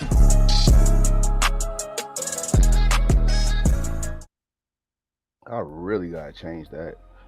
All right, welcome back, everybody. Onesie for my son. Make it happen. For the baby. Make it happen. For the kids. Yeah. That can happen. Here's for life. We love the kids. If you need daycare service, we got Stormy. He runs Daddy Daycare. No, I'm. But yeah, let's move on. Okay. The last pig is asleep. So now we got quiet time. So let's talk about. Hold on 1 second. Okay. So yeah, let's talk about this little number. Oh my God. So where should we start? First of all, Miro and Thunder Rosa coming back. Did anybody expect this? No. I thought Miro would come back inside that trios match. It's kind of weird because Miro was just at Puerto Rico. Oh wow! Yeah, Lana was apparently Lana was backstage. She was in the front row too. She was in the front row of SmackDown. Yeah. Miro was backstage too. Oh, did you? Somebody said something to him like, "Oh my God, how do you feel knowing your wife was in Puerto Rico?" And he was like, "Well, her husband was in the match, Bobby Lashley." I was weak. Oh, wow! He's still keeping it going. I think that's just. I love when they keep going. Like, okay, you want to be an asshole? Fine. Well, her husband was in the match. Oh man! Wow, but say like her husband, Bobby Lashley. Wow. Well, remember they got married. I know. Supposedly, but yeah. What allegedly? Because this whole show is off the rails, man. Off the rails, like Julia Hart bad or good, like I'm sorry, I'll mix up my damn fucking words, but it was a hell of a show, I'll tell you that. Especially Julia Hart getting better in the ring. Yes, she is. She is. Mm-hmm. I think also with Miro and Thunder Rosa popping up, that's kind of giving us a glimpse to them possibly going to Collision. There's rumor Collision. Like backstage, not just Phil, CM Punk, but Thunder Rosa got some heat with the women's division. You watch All Access, you know why. Yes, yeah, that was good. Thunder Rosa, you know better than that. Come on now, don't be like and then you got Miro who goes to Twitter, Darby Allin made fun of him, who goes to Twitter to complain because they had nothing for him and stuff like that. But I don't have it. Those names still are good that could help out this new show whenever it happens. And then Andrade had like a coming back vignette play on the show as well. I didn't see that. I didn't see it, but it is rumored he's supposed to come back. I didn't see the vignette though. Yeah, him and Ospreay been going at it on Twitter. I would love to see that match. Because he was like, we need to do something. And then he was like, well, there's something coming up. Yeah. You know what? A match that a lot of people should. I'm starting to like Orange Cassidy selling this hand injury. Like he's selling his hand injury now, leg injury, a rib injury. Like this dude, like I'm defending my belt and I'm getting new body parts to hurt. And then not only that, but the international title is definitely, and we all see this. It's definitely more important than the TNT title. But at the same time, but what I'm saying is way more important. This is kind of like the same thing they did with the TNT title though. When Darby had it, and he was defending it every damn week. And then what you saw what happened, we got Potato and all that stuff. I know Mero had a good run with it, and then the Sammy thing. But Andrade should have won it. Orange Cassidy is making that belt a very important belt to have. Very important belt to have. It's over the TNT. And it's but if you think about it, they have enough titles for an actual brand split if they wanted to do a full-on brand split. What belt would be on Collision? The TNT or the International? I say International. International, it will make sense. But what channel will it be on? Will this be on the app or will this be on TV? Oh, it'll be on TV. I think it's gonna be on if the show is going to be on TNT, if the show is going to be on TNT, then the TNT title should go over to Collision. Since Dynamite is on TBS. Now, for the tag teams, you have the tag team titles on one show and the trio titles on the other. For the TBS title, you have that stay on Dynamite. Since it's since it's on TBS, you have the AEW Women's title on I know it's going to flip again because the playoffs be on TBS. They're going to put Dynamite back on TNT. Oh, that's right. Speaking of TBS, have you seen our TBS champion? What the fuck? What the fuck? No, she tweeted out something that she said she been 2 years of hate and now she getting a lot of hate. Oh yeah, she's been getting hate since day one. Where she went down, she started. I think somebody showed her what was because at first she was ignoring it, but now as this streak goes longer, now the voice is getting louder. Oh, she's nothing but a female Goldberg. She wasn't making it WWE. She's nothing but a Bianca Belair wannabe. And it's not just the Twitters and all that in the locker room too. You serving up anybody and everybody, and you're not getting her ready. That match, I don't know about y'all, but I was very disappointed with the Valkyrie match. I told y'all. They messed up. Y'all thought she improved overnight, and this is something that I've been seeing. This has been a pattern. I was like, she's that bitch, but she's that bitch that just they messed up. She's not evolving. They messed up on the ending. The Rhodes wasn't clean enough, and then again the damn camera angles. We saw the mess up. They was on the wide shot instead of close shot. We hide it, but they was on that wide shot, so we saw it. Like when Uncle Howdy did his dive of faith. Now I'm gonna talk about Uncle Howdy. Sorry. I was just using that example. He just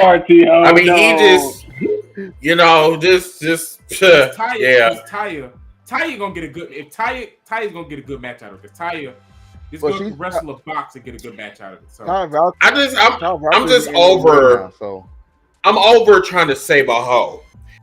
Sorry, but if 2 years have went past and y'all motherfuckers still calling her green, what? Her hair is green. I don't see her as green. I think she's. You know what I? Shut up. Wow. Anyway, it's time for her to pack it up. It's just that's what she needs to do. It's time to pack it up. The match I picked was Sunny Kiss. So who is that right person to take that TBS belt offer? Is that's what they're taking so long with? Sunny Kiss. The right person? I say Sunny Kiss. That's my pick. A transformer? Why not? No. But if you think about it, what's the disservice to Jade? What is the disservice to Jade is she has 50-something wins, right, in 2 years? 50-something wins in 2 years. From a professional wrestling standpoint, especially for somebody that's so young in the game, that's not a lot of reps. That's not a lot of matches at all. More reps than Roman. Y'all doing too much. There's more reps than. Y'all doing too much. Y'all talking about she green or whatever. Come on, listen. You are a champion. If you that motherfucking green, you should not have a title. I mean, you shouldn't. Hey, plain and simple. Stop making excuses for the bitch. If she's not that good, take the fucking title off of her. Hold on, you not finna. Hold on, player. I don't give a fuck. Chris, they're not lying. Chris, they're not What lying. you not finna They said do? Jade is green. What you not Jade finna do? is green. What you not finna do? No, hold me back. No, don't hold me back, Goose. What you not finna do is come out like that. Oh, okay. So what you gonna do? What you gonna do to me, huh? I'm gonna finish my story, and I'm gonna see you on 2K. Mm-hmm. So this is what you gonna do for me. It's either you come in peace or you leave in pieces. It's either one or the two. Oh, wait, how Roman do? Now,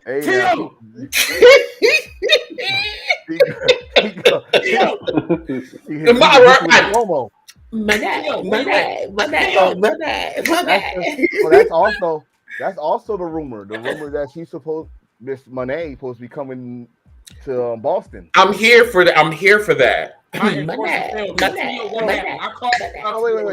So what? They gonna do a WWE move or should I say an old TNA move? Bring somebody in just to beat the champion when they first match.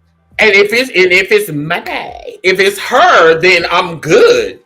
I'm straight. I'm cool with that. I mean, and she's a Mandalorian, so. And she's a big time name, so like, why not? I mean, because Miss Money. It's just I'm loving it. You just love saying it. I just like saying that shit. Yo, I had a reason. Like I got a fucking damn notification from TikTok. Like, hey, there's a share video. All right, good. As soon as I click it, I hear him saying my name. Like, and my name. I got enough of that shit. Who would have thought? Who would have thought out of all the names New Japan has brought over that she would be the one to break the bank? And money. Just breaking the bank with the money. I'm like, damn, who you got? How much? Oh shit. So is there anything else on AEW you guys want to talk about? And then we can Don Callis. Let's talk about called it for months, and he pulled the trigger this Wednesday. It was about time, shit. That damn screwdriver. A damn screwdriver. He got screwed with a screwdriver. God damn. Yeah. Well, okay. So what's this? Was it a flathead or a Phillips? Flathead, sir. I thought it was a Phillip. Oh, it was a yeah, because it was very long. Very long. Pause. Yeah. Yeah. He said I got quiet. Everybody got quiet. I mean, we wanted to talk about the corn on the cob. I mean, what? But anyway. All right, so let me ask y'all this real quick. Let me ask y'all this real quick since we're on the AEW topic because it has to be brought up. So we're hearing the rumors about them possibly getting $1 billion for streaming. I'm all for it. That's the rumor that is possibly the deal. That's the deal. Hold on. My question is, like, do y'all believe that the dollar amount? I don't really care as long as I can stop paying like fucking $50 for pay-per-views. I'm cool. Like, lower it down to like fucking $10, $20. I'll be cool with that. But this $50 shit is breaking my fucking pockets for real. What I do like what they do is how they try to bring in the latest Warner Brother movies into the matches. Yeah. I remember when Jeff Jarrett and Orange Cat, they tried to make it about Shazam when they did Luchasaurus versus Old Dude when Kong and Godzilla came out. Like, I do like when they do that. I think that's pretty funny. They've been teasing that for a minute. Like, so, but my thing is, like, if they do that, they've been around for 4 years. Reese, don't trigger me. And they got the Ring of Honor library, which if you got the Ring of Honor, Ring of Honor Club, they probably just add that on to it. And the 4 year library, they I think they'll be straight. Yeah, they can make the profit. They can make that money back for them. Yeah. So I guess the last topic is for AEW is this comment right here by our fellow co-host. So what is going on with Jeff Jarrett? Why Jeff Jarrett being Jeff Jarrett? Like, why is he? What are they going for? The trios or the tag titles again? I don't know. Like, he can't wait to be alone with his baby tonight. Reese, what are they going for? Hold on. That's it. No. Everybody be quiet. Reese knew what he was doing with that question. Reese, you knew what you was doing with that question. You triggered me. You knew what you was doing with that question, Reese. It wasn't hard. You already knew what you was doing because you knew it was going to trigger me. It's not. Look. No, because I'm tired of it. Why this man is on TV? Why is he on TV? Why is he getting title matches? Why people act like this dude's a big name in professional wrestling? Why did people act like this dude's a legend? This dude's not a main eventer. He's a marginal mid-card talent that took the Hunky Punk man's gimmick. He took Ric Flair's shrug. He took Buddy Rogers' figure four leg lock. There ain't nothing original about this motherfucker. This dude thought he was a main eventer at WCW. He thought his name should be mentioned along with the likes of The Rock and Stone Cold and Mankind and all them and stuff like that. All those guys were actual draws. Mike Graham said it best. The man busted 10,000 guitars and never drew a dime. Now I'm done talking about this fucking guy. He's the chosen one. Shit. Are you finished or are you done? Goddamn. Are you finished or are you You done? Both. Okay. Wow. You sure? Go get some water. Water. Yes. I need you Your to. mouth is cotton right now. Your mouth is cotton. It really is. Yo, man. No, because people keep acting like this man is somebody. Who the fuck is Jeff Jarrett? Who gives a fuck about him? Who? You spraying? You are spraying right now, bro. Jesus. What? Okay. All right. I do agree. I do agree with the whole Jeff Jarrett situation because, like, I'm trying to figure out, like, why in the fuck he in these title matches? Like, Jeff Jarrett's not really. I'm sorry, not my one of the people that I want to see every Wednesday or every Friday. We don't even watch fucking Rampage on Fridays, but whatever. But I do feel your frustration. I think he got. Excuse me. This man is taking spots from young talent. He's taking spots from young talent. I think he got. That's my issue with it. That's all. I think he's So what they supposed to be buddies or some type of shit? I don't know. Hey, all I'm saying is, Steph, if you go back one more time on the Jeff Jarrett rant, we're gonna have to plug you real quick. Oh, he's gonna give you a passy. Oh, wow. I'm just saying. All right, I'm just saying. Tio, answer me. No, Tio, answer this question for me real quick and be honest with yourself. Stone Cold Steve Austin, The Rock, John Cena, the racist ass Hulk Hogan, Jeff Jarrett. Answer this question. Does Jeff Jarrett's name belong in that conversation with those four? No, I never said that though. But why are you yelling at me? I didn't do nothing.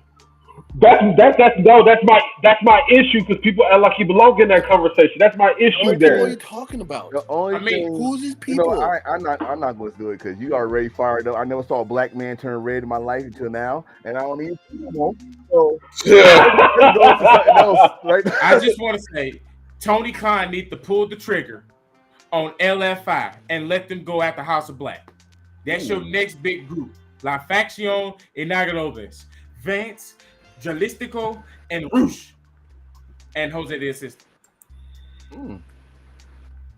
That's your next big one right there. Because Roosh is going against Jungle Boy this week. Oh, really? Cool. Okay. And Jose told Jungle Boy, "You got your whole look from Roosh. You want to be." Your boy Roosh another one, my guy, and I mean I love Roosh. He always loses on Dynamite. He always loses. Period. That's why I'm like undefeated on Rampage. Who watched Rampage? Right, exactly. Like, cause I don't watch Rampage. They know you, Stormy. But yeah, y'all. Go ahead. And go ahead, bro. I was gonna say that we got past the AEW news or whatever. So segment. now we can just get into some other shit like miscellaneous shit. So yeah, I think actually let's talk about Impact. Impact's main card champions out there are hurt. All of them. What? Yeah, they got an injury. So what's happening in NXT? So if you don't watch NXT, damn near all they ladies have torn ACLs. Whatever new trainer they brought in, everybody's getting a torn ACL. This is really newsworthy. Yeah, this is a big No, deal. but it's And the Impact, every time somebody get a title shot, they get falling apart. They fucking getting hurt. Like, what is going? yeah. What are they doing? It's funny. That's It's because so they walk but- funny. That's what I'm saying. Like, It's you like, know, oh my god, the number one contender, ladies and gentlemen, we're having a tournament tonight because so and so just tore their kneecap, and then that person win, and then next week, now they know what up. Nancy Kerrigan felt like when she got hit in the knee with a hammer. It was Oh, a shin. didn't she? First of all, it was a shin. Oh.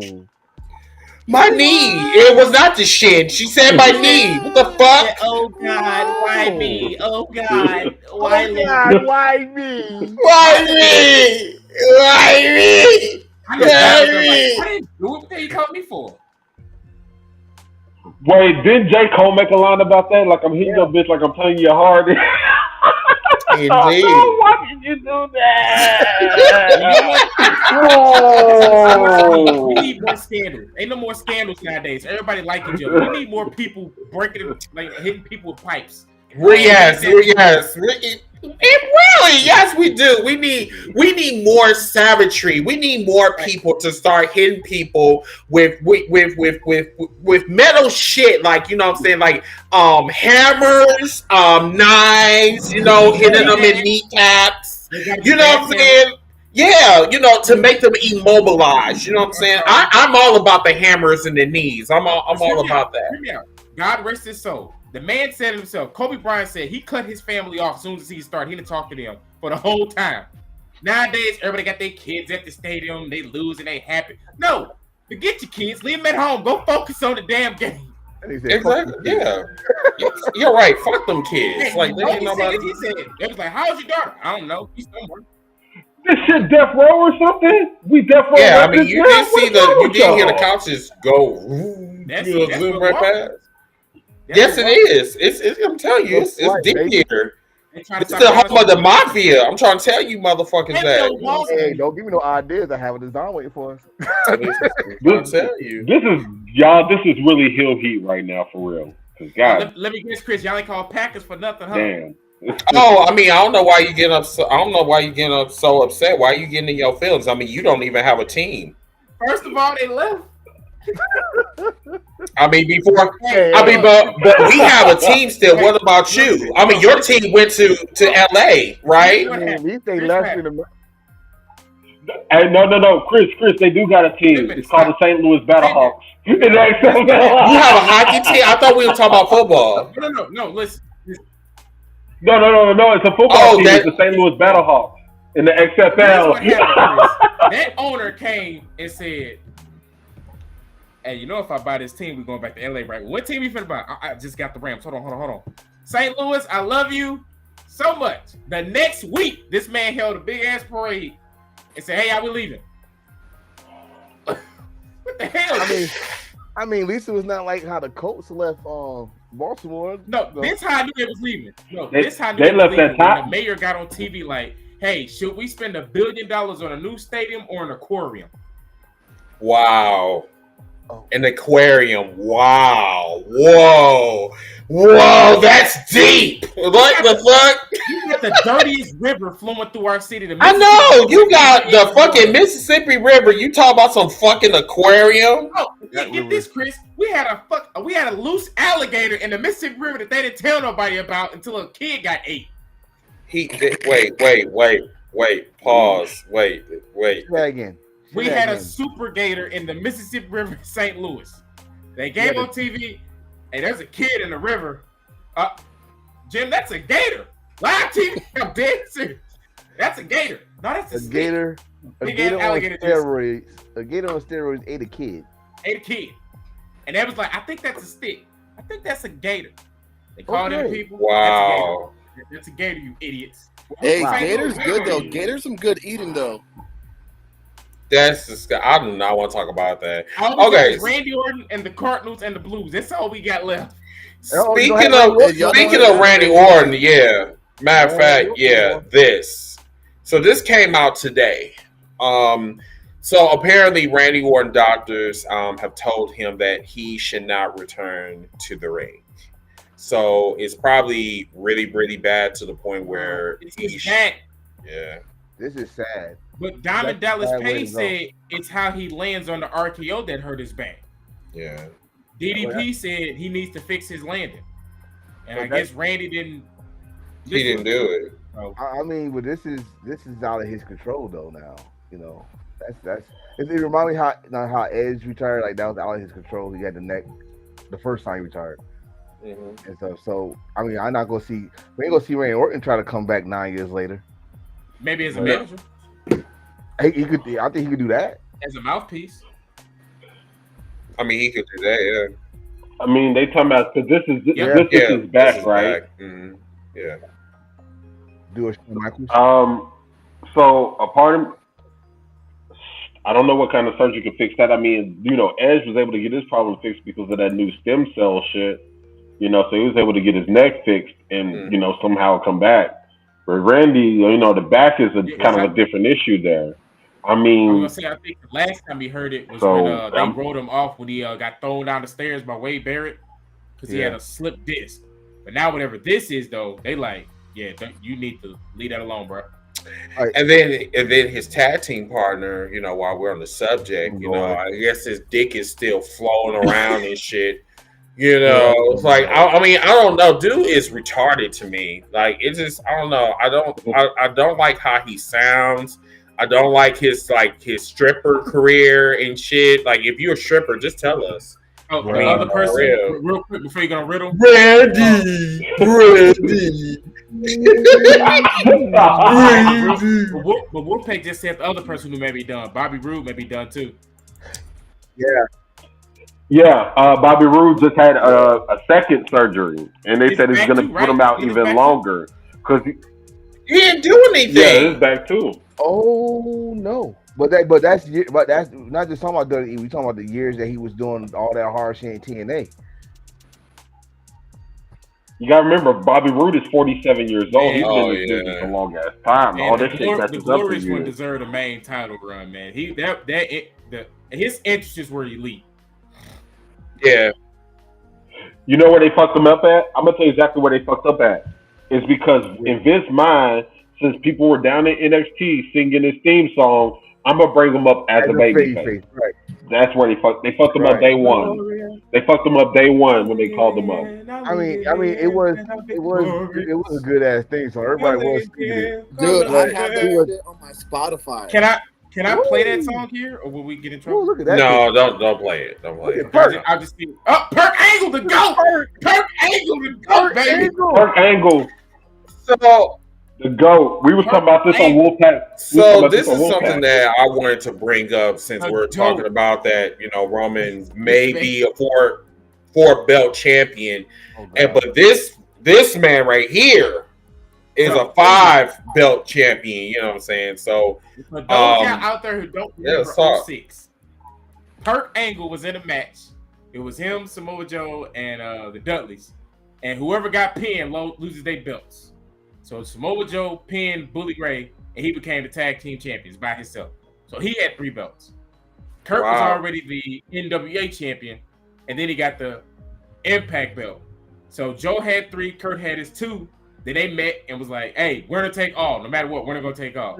Then Kurt won, and that's when Perk Angle had 5 titles: NWA, Impact World Champion, the tag team titles, and X Division all at one time. Unlike Roman. Huh? He had not the NWA. He had the IWGP. Yeah, that's it. That's what it was. Because he beat Brock. I'm sorry about that. He beat Brock. So then, unlike Roman, at the next pay-per-view, months down the road, Kurt defended all them belts in one night. He lost. One night. He Perk fucking Angle, okay? God damn it. One night. Y'all name me another champ with multiple belts who in one night go defend his belts. And then who beat him for the IWGP belt was Shinsuke. Seth Rollins. That's all I'm gonna say. Yeah, I give you Seth, but Perk Angle is the GOAT. You give me anybody. Hold on, and not only that, he was wrestling in some Air Force Ones. That's when you knew that man would leave. All white forces. In some white Air Force Ones doing fucking. Remember when he flipped off the stage? When he flipped off the stage and landed on his feet? That's when I knew this man was different. Dog, we literally talked about Perk Angle last night for real on Wolfpack. Like, because matter of fact, they just posted the question that we were talking about last night. All time. Perk question Angle was- is number one in any category. It's Perk Angle. Sorry, I'm sorry. Now the question I wanted to come on there and ask that like which prime Bryan Danielson you talking about? Are we talking about Ring of Honor Bryan Danielson? Or are we talking about Bryan Danielson now? Up against Perk Angle? Now, Bryan That's what that's what I asked on the podcast last night. I'm like, which Bryan Danielson are we talking about? Are we talking about early Ring of Honor Bryan Danielson? Are we talking about WWE Yes Move It Daniel Bryan, or are we talking about Bryan Danielson now? If it's Yes Move It Bryan Danielson, I give him maybe a little bit of a shot against Perk Angle. I actually say he don't even matter. Actually, I just want to know which one you're talking about. But Perk Angle was on another level, man. Oh, if y'all don't know why we call him Perk Angle, it's because he just asked for a release from WWE because he was popping 65 pills a day. In his own words, he was popping 65 pills a day. Hey Vince, can I get released so I can heal myself? Yeah, go ahead. 2 weeks later, 2 weeks later, Perk Angle popped up at TNA, still having perks, and was like, "Let's do this." That man was drinking milk with pills. Milk with pills. Yes. Remember, he don't drink alcohol. He said he don't drink milk and water. No, he didn't drink alcohol at that point in time. He was on. Hey, just some man. perks, Perk boy. Angle was the GOAT. When He I was saw this up there man, popping pills like candy. remember the super ankle lock? Remember the super ankle What's lock that- he had what- on the top rope? Those just like Tic Tacs. Right. Popping pills like candy. Perk Angle took Jaren Jarrett, or whatever the hell her name is, Cameron Jarrett. That's Perk not- Angle. Yo, No, it's the other way around. hey, Kurt Angle had, It's the other way around. Jeff Jarrett took Kurt Angle's Kurt wife. Angle had his pills in the Pez dispenser. Perk Angle was the GOAT, baby. This man had. Can you imagine the Tribal Chief versus Perk Angle? Not happening. You gonna That need Solo. that not man, happening. please no. Solo.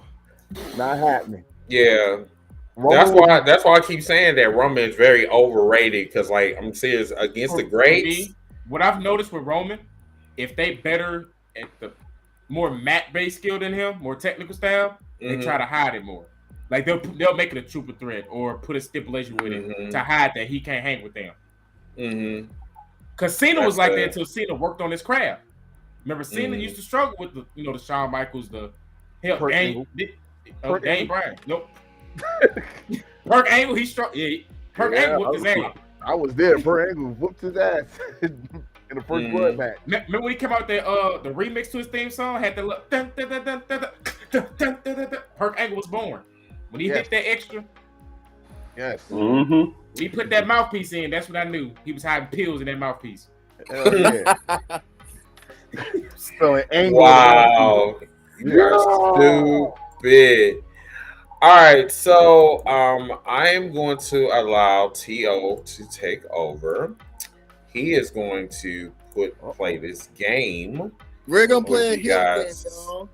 So I'm going to stay I out. feel like I just stepped onto the phone. We're gonna play a little hill game, y'all. All right. So here it is. So we're gonna start off with the Enforcer. All right. What's up? So each row you have to eliminate 2 from left to right. All right. And then after you eliminate them from left to right, the first 2 you have to sit there and do elimination of 1. The bottom 2 you have to do elimination of 1, and then your last 2 you have to do the elimination to pick the biggest hill in your own opinion. So go ahead, Enforcer. Why did I go first? Okay. Let's see. So you said the first row I gotta pick 2 or 1 to eliminate. 2 to eliminate. Okay. So the first row I'm gonna eliminate Roman.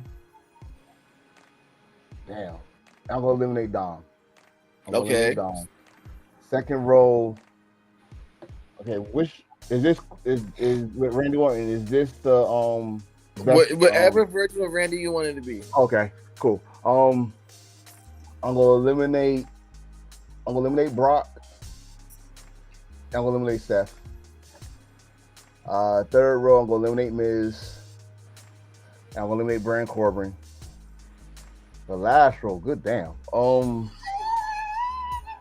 God damn. God damn. We'll eliminate Edge. Ooh. You know what? I'm gonna eliminate Edge and Christian. God damn. All right.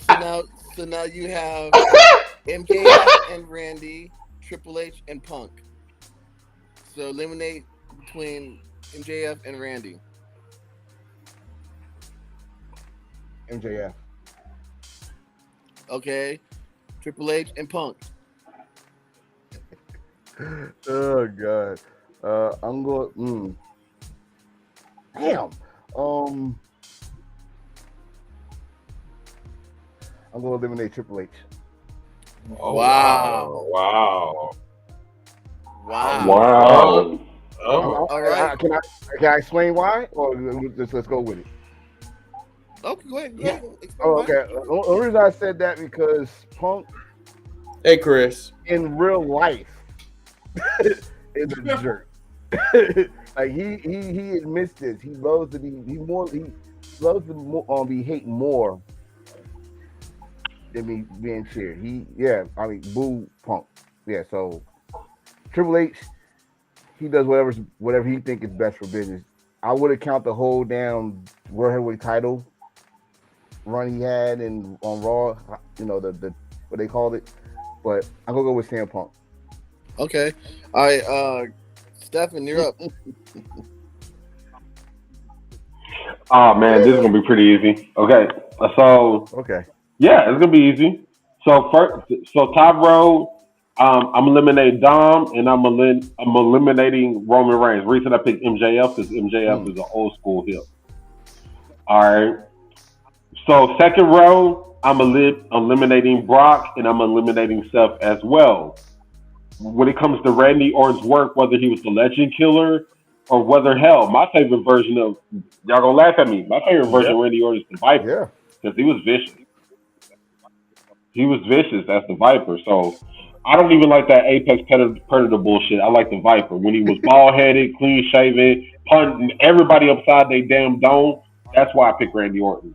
All right, next row, I'm eliminating Baron Corbin and The Miz because if y'all remember, in 99, 2000, hell, even 2003, Triple H was easily the number one heel in all the wrestling. Especially the Reign of Terror in 03. I got you on this one. Woo. I'm eliminating Punk, and I'm eliminating Christian. I'm picking Edge because Edge, when he became the rated R superstar, took the whole heel shit to a whole nother level. Come on, dude fucked another man's woman. And then they turned it into a hot storyline. So that's why I picked Edge. Okay, so watch more. All right. All right, so you said I gotta eliminate between MJF and Randy Orton, right?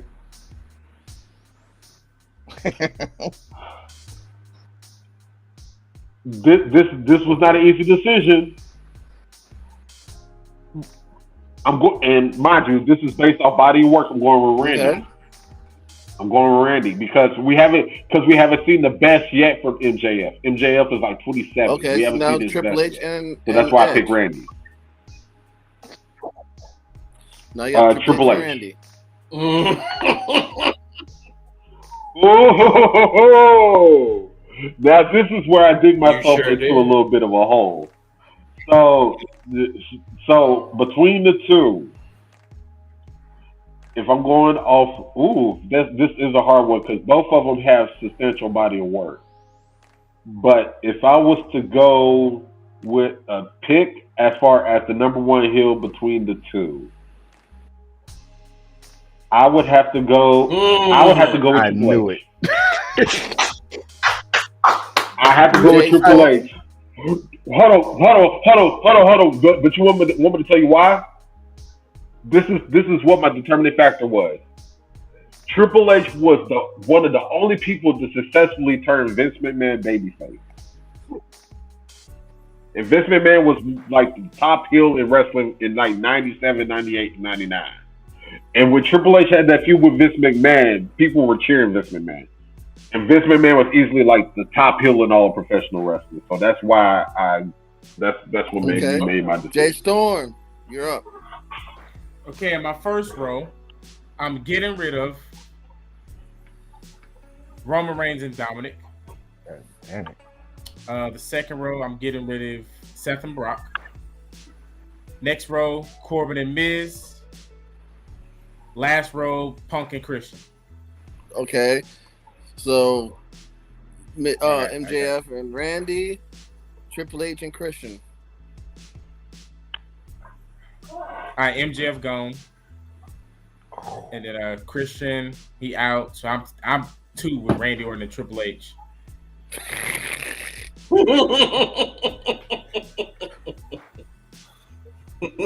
I hear a lot of laughing. I'm about to ask, what the hell Chris say? Because No, I'm going with 2009 Randy Orton. When he had the shaved head and was out here, he was slick. Always had the baby oil on, looked like a walking snake, and was just kicking people. Remember, Randy Orton came out with all that baby oil or water, looking like a snake. Head was bald, going off on people, kicking people, ripping kid signs, and then he stopped Kofi Kingston push right in front of our face. Stupid. Good one. The man looked John Cena in the face. Isn't that the same Randy Orton that said nigga on Call of Duty? Or that was later on Randy Orton? Later on. Yeah, that was way later. Yeah, that was bearded Randy. That was newlywed Randy. That's a hill in itself. Oh, this Randy too was stealing chicks in the back. He was stealing people girls. Did he? So yeah.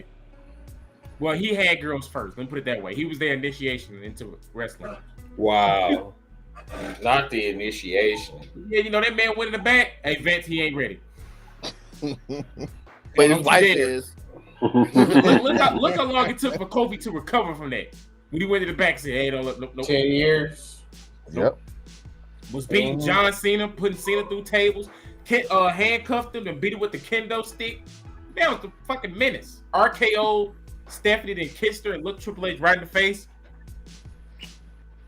The truth is, Hunter, I can never not like Stephanie because unlike you, I love her. What? On live TV? Come on. What? And we saw this on live TV. He like, Randy, what are you talking about? Well, Hunter, the reason I went easy on you is because I love her. Love who? Your wife. Oh, you want to tell him, Stephanie? You know how Randy's cut his promos? John, see, let me tell you something. Not only I'm just going to kick your damn head in. Thank you, T.O., for that segment. No, Chris, Wait. You may come on here. You may come on here with your little crown on your head, but just like your boy Giannis, I'm gonna kick you right in the head.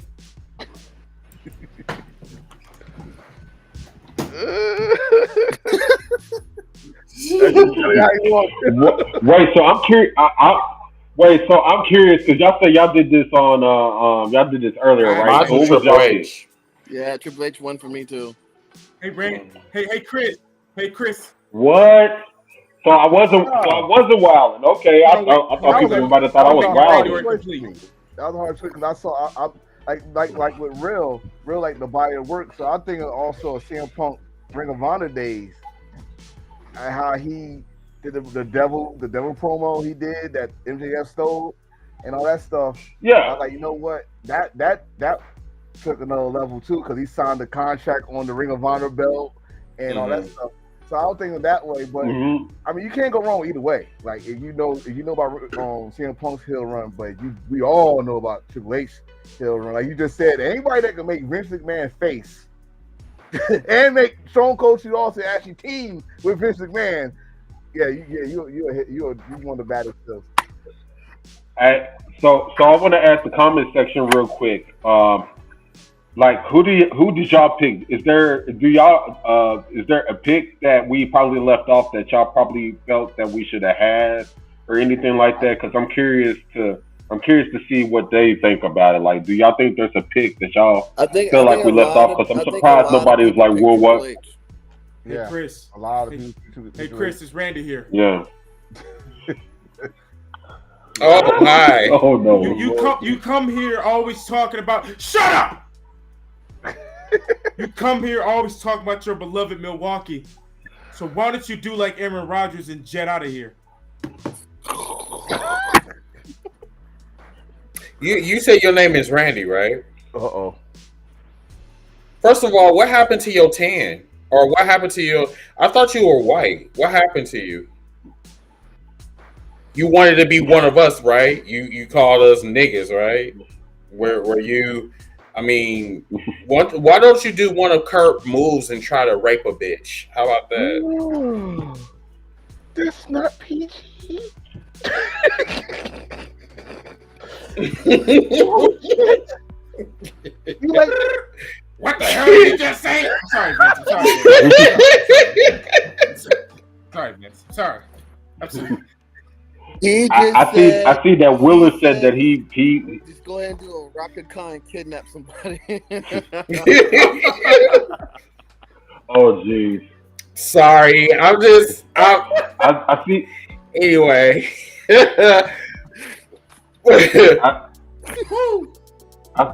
I see that Willis said he picked MJF. Like, trust me, if MJF, he getting there.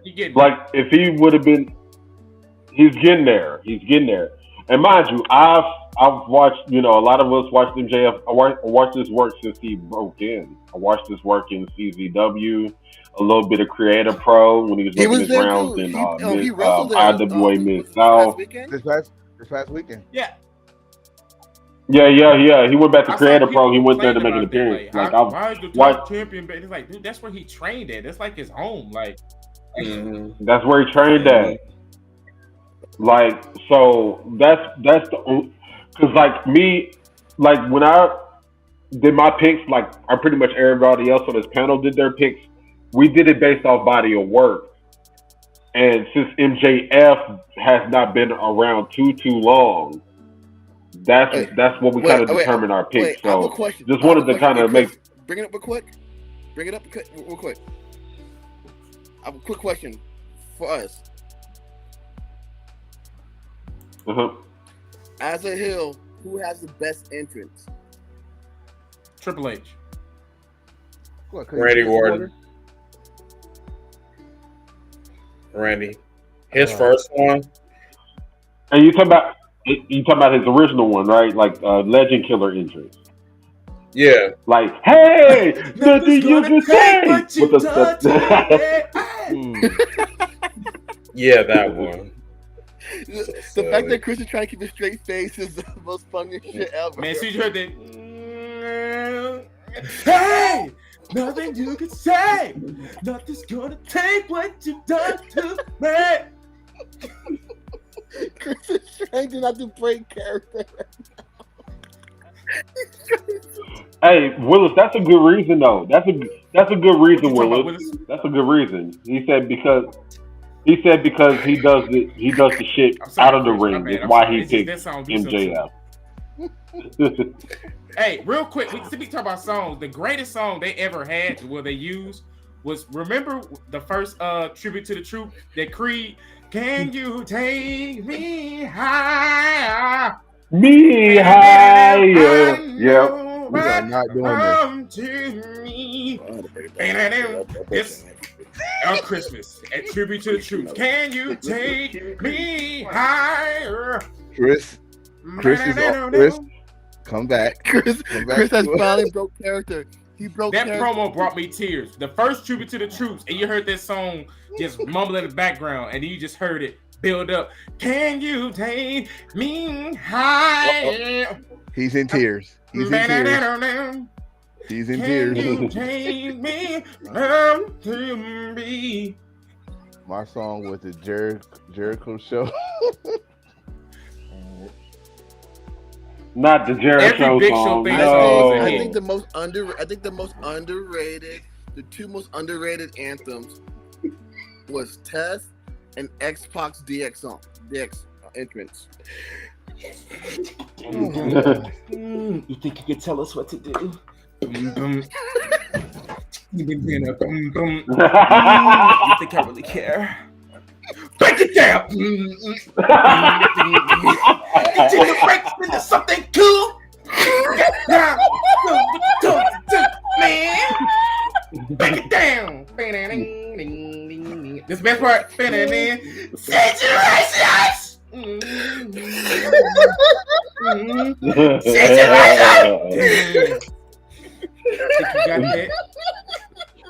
Yo, X-Pac was fire though.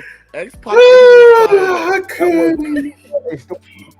Hey, but remember though, the Mike X-Pac Tyson's theme song, Tyson's, yeah, I was see me and Enforcer right there. We was thinking the same thing, yeah. Y'all go all night. Hey, yo, I'm telling you, but Tess was fire too. Tess was Test. Yo, the testing song. Big Show. He was in. Lord Jesus. Let me get the voice. Well, what is the big show? No. I like the second one. I like his second version. His second version with Snoop Dogg. I like that one. If you do the one with him and Jericho, it got to be a remix. It's the big, and then it goes Break the wall down. yo. That has to be one of my favorite debuts. Jericho coming to Raw. In Chicago. That was August 9th, 1999. Chicago get all. Between I love that, one yeah. and when Triple H came back from the torn quad, that still gives me goosebumps. I mean, Hunter came back from that torn quad. He had the denim jacket over the leather jacket With the two sledgehammers. No. jacket. He came back from the quad.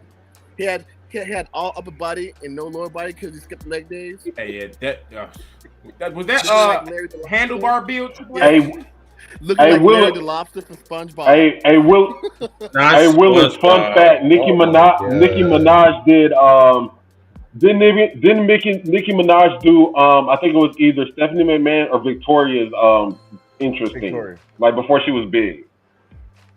Yeah, Which Nicki thing? Minaj did Victoria's theme. Which before she was one? famous. Yeah. I forgot the name of it. I forgot. You gotta look it up. I forgot, but she did one of their theme songs before she blew up. The one right after those two chicks were singing. I don't want to say.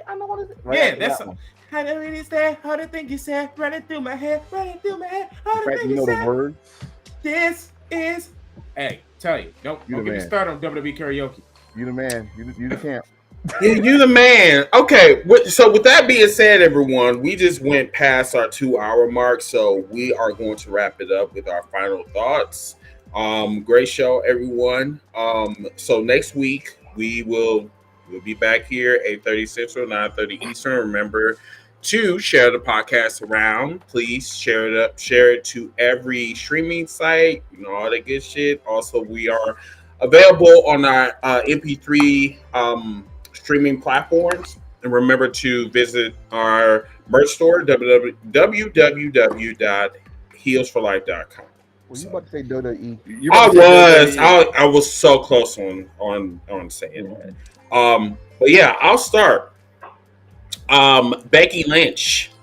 It was a comment she had said about celebrity wrestlers. And as a matter of fact, Willis actually forwarded this to me. So this is what she said. She said, I don't care about celebrities. I don't care about you. You don't put your blood, heart, and soul into this business. You don't do what we do. You don't sacrifice. I think the bitch is on crack. This is the reason why I call her Beaker, because all she does is just talk. I mean, this is a woman that changed, her gender to a man. Okay, because like she thinks she can have a dick, but then, like she's not allowed in the men's bathroom. But I digress. So for her to say that, disrespecting Bad Bunny and disrespecting Logan Paul, one of them had an injury and the other one was training like a motherfucker. Like, how the fuck you gonna sit up here and you gonna say some shit like that, and yet you trying to be something that you clearly not, which is a man. But I digress. But other than that, y'all, I'm glad that y'all enjoyed this awesome podcast today. It just please stop trying to be something that you're clearly not. You know what I'm saying? And that's a man. You know. So, other than that, y'all have a wonderful and blessed Mother's Day. You know, and yeah, I'll see y'all next week. Can you take me Higher? Yeah. Hashtag here for life. Yes. Yeah, I'm out, y'all. Yes, Gasky. It's yes, First Sirski. of all, thank y'all for joining in. And I did forget to mention another most underrated theme song. Would have to be Jared was walking around with the Slap Nuts t-shirt.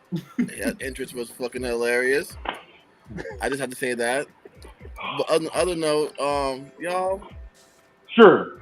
let the wrestlers have fun. Let them cook. Let them go back to their old stomping grounds. Let them be them. Let them be them. At the end of the day, happy Mother's Day to all the mothers, especially my beautiful wife holding our newborn son right next to me. And rest in peace, fly high in heaven to all the other mothers and grandmothers who are not here to share this day. Just know that they're with you in spirit and in your heart. They would never leave that spot, y'all. All right, Mr. Enforcer. Yes. Hold on. Keep my mama behind me. Yeah, we had an excellent show. Also, right now as we speak, in New Japan, they have one of their greatest tournaments, the Best of Super Juniors going on. If you want to get into some high flying light heavyweights, check that out. How about this? Give flowers when they're fucking due. AEW has reached 70,000 ticket holders for the All in London. Stop trying to how my partner said yesterday, move the goalposts. Give them their props. Give them their fucking props. All right. I mean, for a company I was born 4 years ago to have this is amazing. All right. And it helps out other wrestling companies because you know if they can do it, you know what's gonna happen when the other companies want to come over there and do it. So that's really all I gotta say. Happy Mother's Day to all y'all out there. Happy Mother's Day to my wife. Pissed off at me right now. So that's all I gotta say. Good night, y'all. Bye. All right, Stefan, you can go. Hey, I just wanted to say this real quick, man. Kind of like the enforcer pointed out earlier, rest in peace to all the mothers that are no longer in this earthly realm. We love and we miss you dearly. To all the grandmothers, great grandmothers, and all the good stuff there. Yeah, when it comes to professional wrestling, and this is kind of to everybody, and this is probably going to fall on deaf ears because it does, because we've been preaching this for months and years now. But the tribalism in wrestling does have to stop at some point in time. It really does, because these men or women, whether y'all fans don't want to believe it or not, are friends, because they all work in the same business. They all want to shine. They all want to see each other win. So us as fans, we should want to see them all win as well. Not just wanting to see just WWE win, or AEW, or Ring of Honor, or New Japan, or Stardom, or any other professional wrestling promotion out there. We should all want them to win. That's why I was very excited hearing that, AEW is possibly going to get $1 billion from a streaming deal. And I wanted to point something out here too. As a lot of y'all know, the Writers Guild are on strike right now. With the Writers Guild being on strike right now, a lot of late night shows, a lot of sitcoms, a lot of movies are being affected. They're not in production. Now, I bet you wonder, why am I bringing this up on the Professional Wrestling Podcast? Professional wrestling is shown 52 weeks out of the whole entire year. So these networks are going to need some type of programming on their TV stations, which leads to my next point. this is a great opportunity for professional wrestling to make their ways onto different TV channels and stuff. So these men and women that bust their asses year in and year out can make some fucking money, some well-deserved money at that. And with me stating this, if this boom period does happen, y'all support all fucking wrestling promotions. Y'all support these people because these people go through a lot. Chris can tell you, Red Flash can tell you. They have spoken. We have plenty of friends that are, of the podcast that are independent professional wrestlers or independent referees, ring announcers, things like that. And making money on the indies and stuff like that, they don't get paid a lot, and they do this for pure passion. And I want to see all them brothers and sisters make some fucking money. So with that being said, just start supporting all these wrestling promotions. My bad, Wolfpack podcast. Yeah, let me mention Impact too. Let me not forget Impact, because Impact has one of the best women's divisions in wrestling. Say that, and I get and their storylines are highly underrated. Hey, we discussed this 2 weeks ago, and I agree with you. They have one of the best women's divisions in all of professional wrestling. But what I'm getting at is start supporting these promotions, start supporting them, and start watching them, start supporting these wrestlers as well, and stop the tribalism.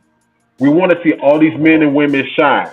Yes, you'll hear us from time to time shit on certain wrestlers and stuff like that, but we shit on them because we want them to do better. That's all it is. We just want them to get better. So yeah, we give our harshest critiques on them, but it's all in the good name of them getting better. But yeah, just support our wrestling. That's all I gotta say. Stormy, you have the last word.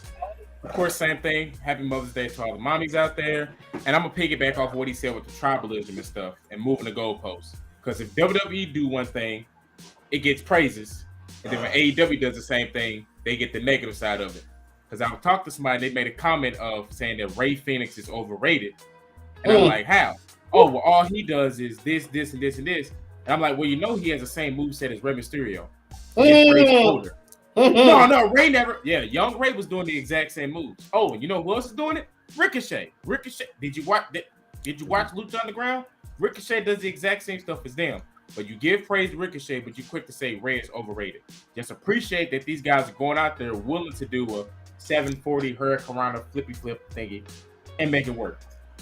So that's all I got to say. Give appreciation to all companies, Impact, WWE, AEW, New Japan, anybody else. Wrestling. Yeah, wrestling. Oh, and I got a homeboy who just won the title here. I can't think of the promotion name we got down here. He just won the belt. His name is Big Daddy Dion. And so, yeah, congrats out to him. Shout out to him. Cool. Shout out to Big Daddy Dion. And when I saw him, I didn't know he wrestled. He was like, yeah, I wrestle. I was like, okay, sure. Wow. Seriously. So yeah, y'all. Once again, fellas, awesome show. Thank you guys for joining me. And everybody, remember to follow us on TikTok, follow us on Twitter, follow us on Facebook, and then tell your friends for them to subscribe to our channel, please. Thank you so much. We'll see you guys next week. Until that time, I'm your host, Mr. Team Bring It. And fuck Impact Wrestling. Have a wonderful night. What the hell did we just say?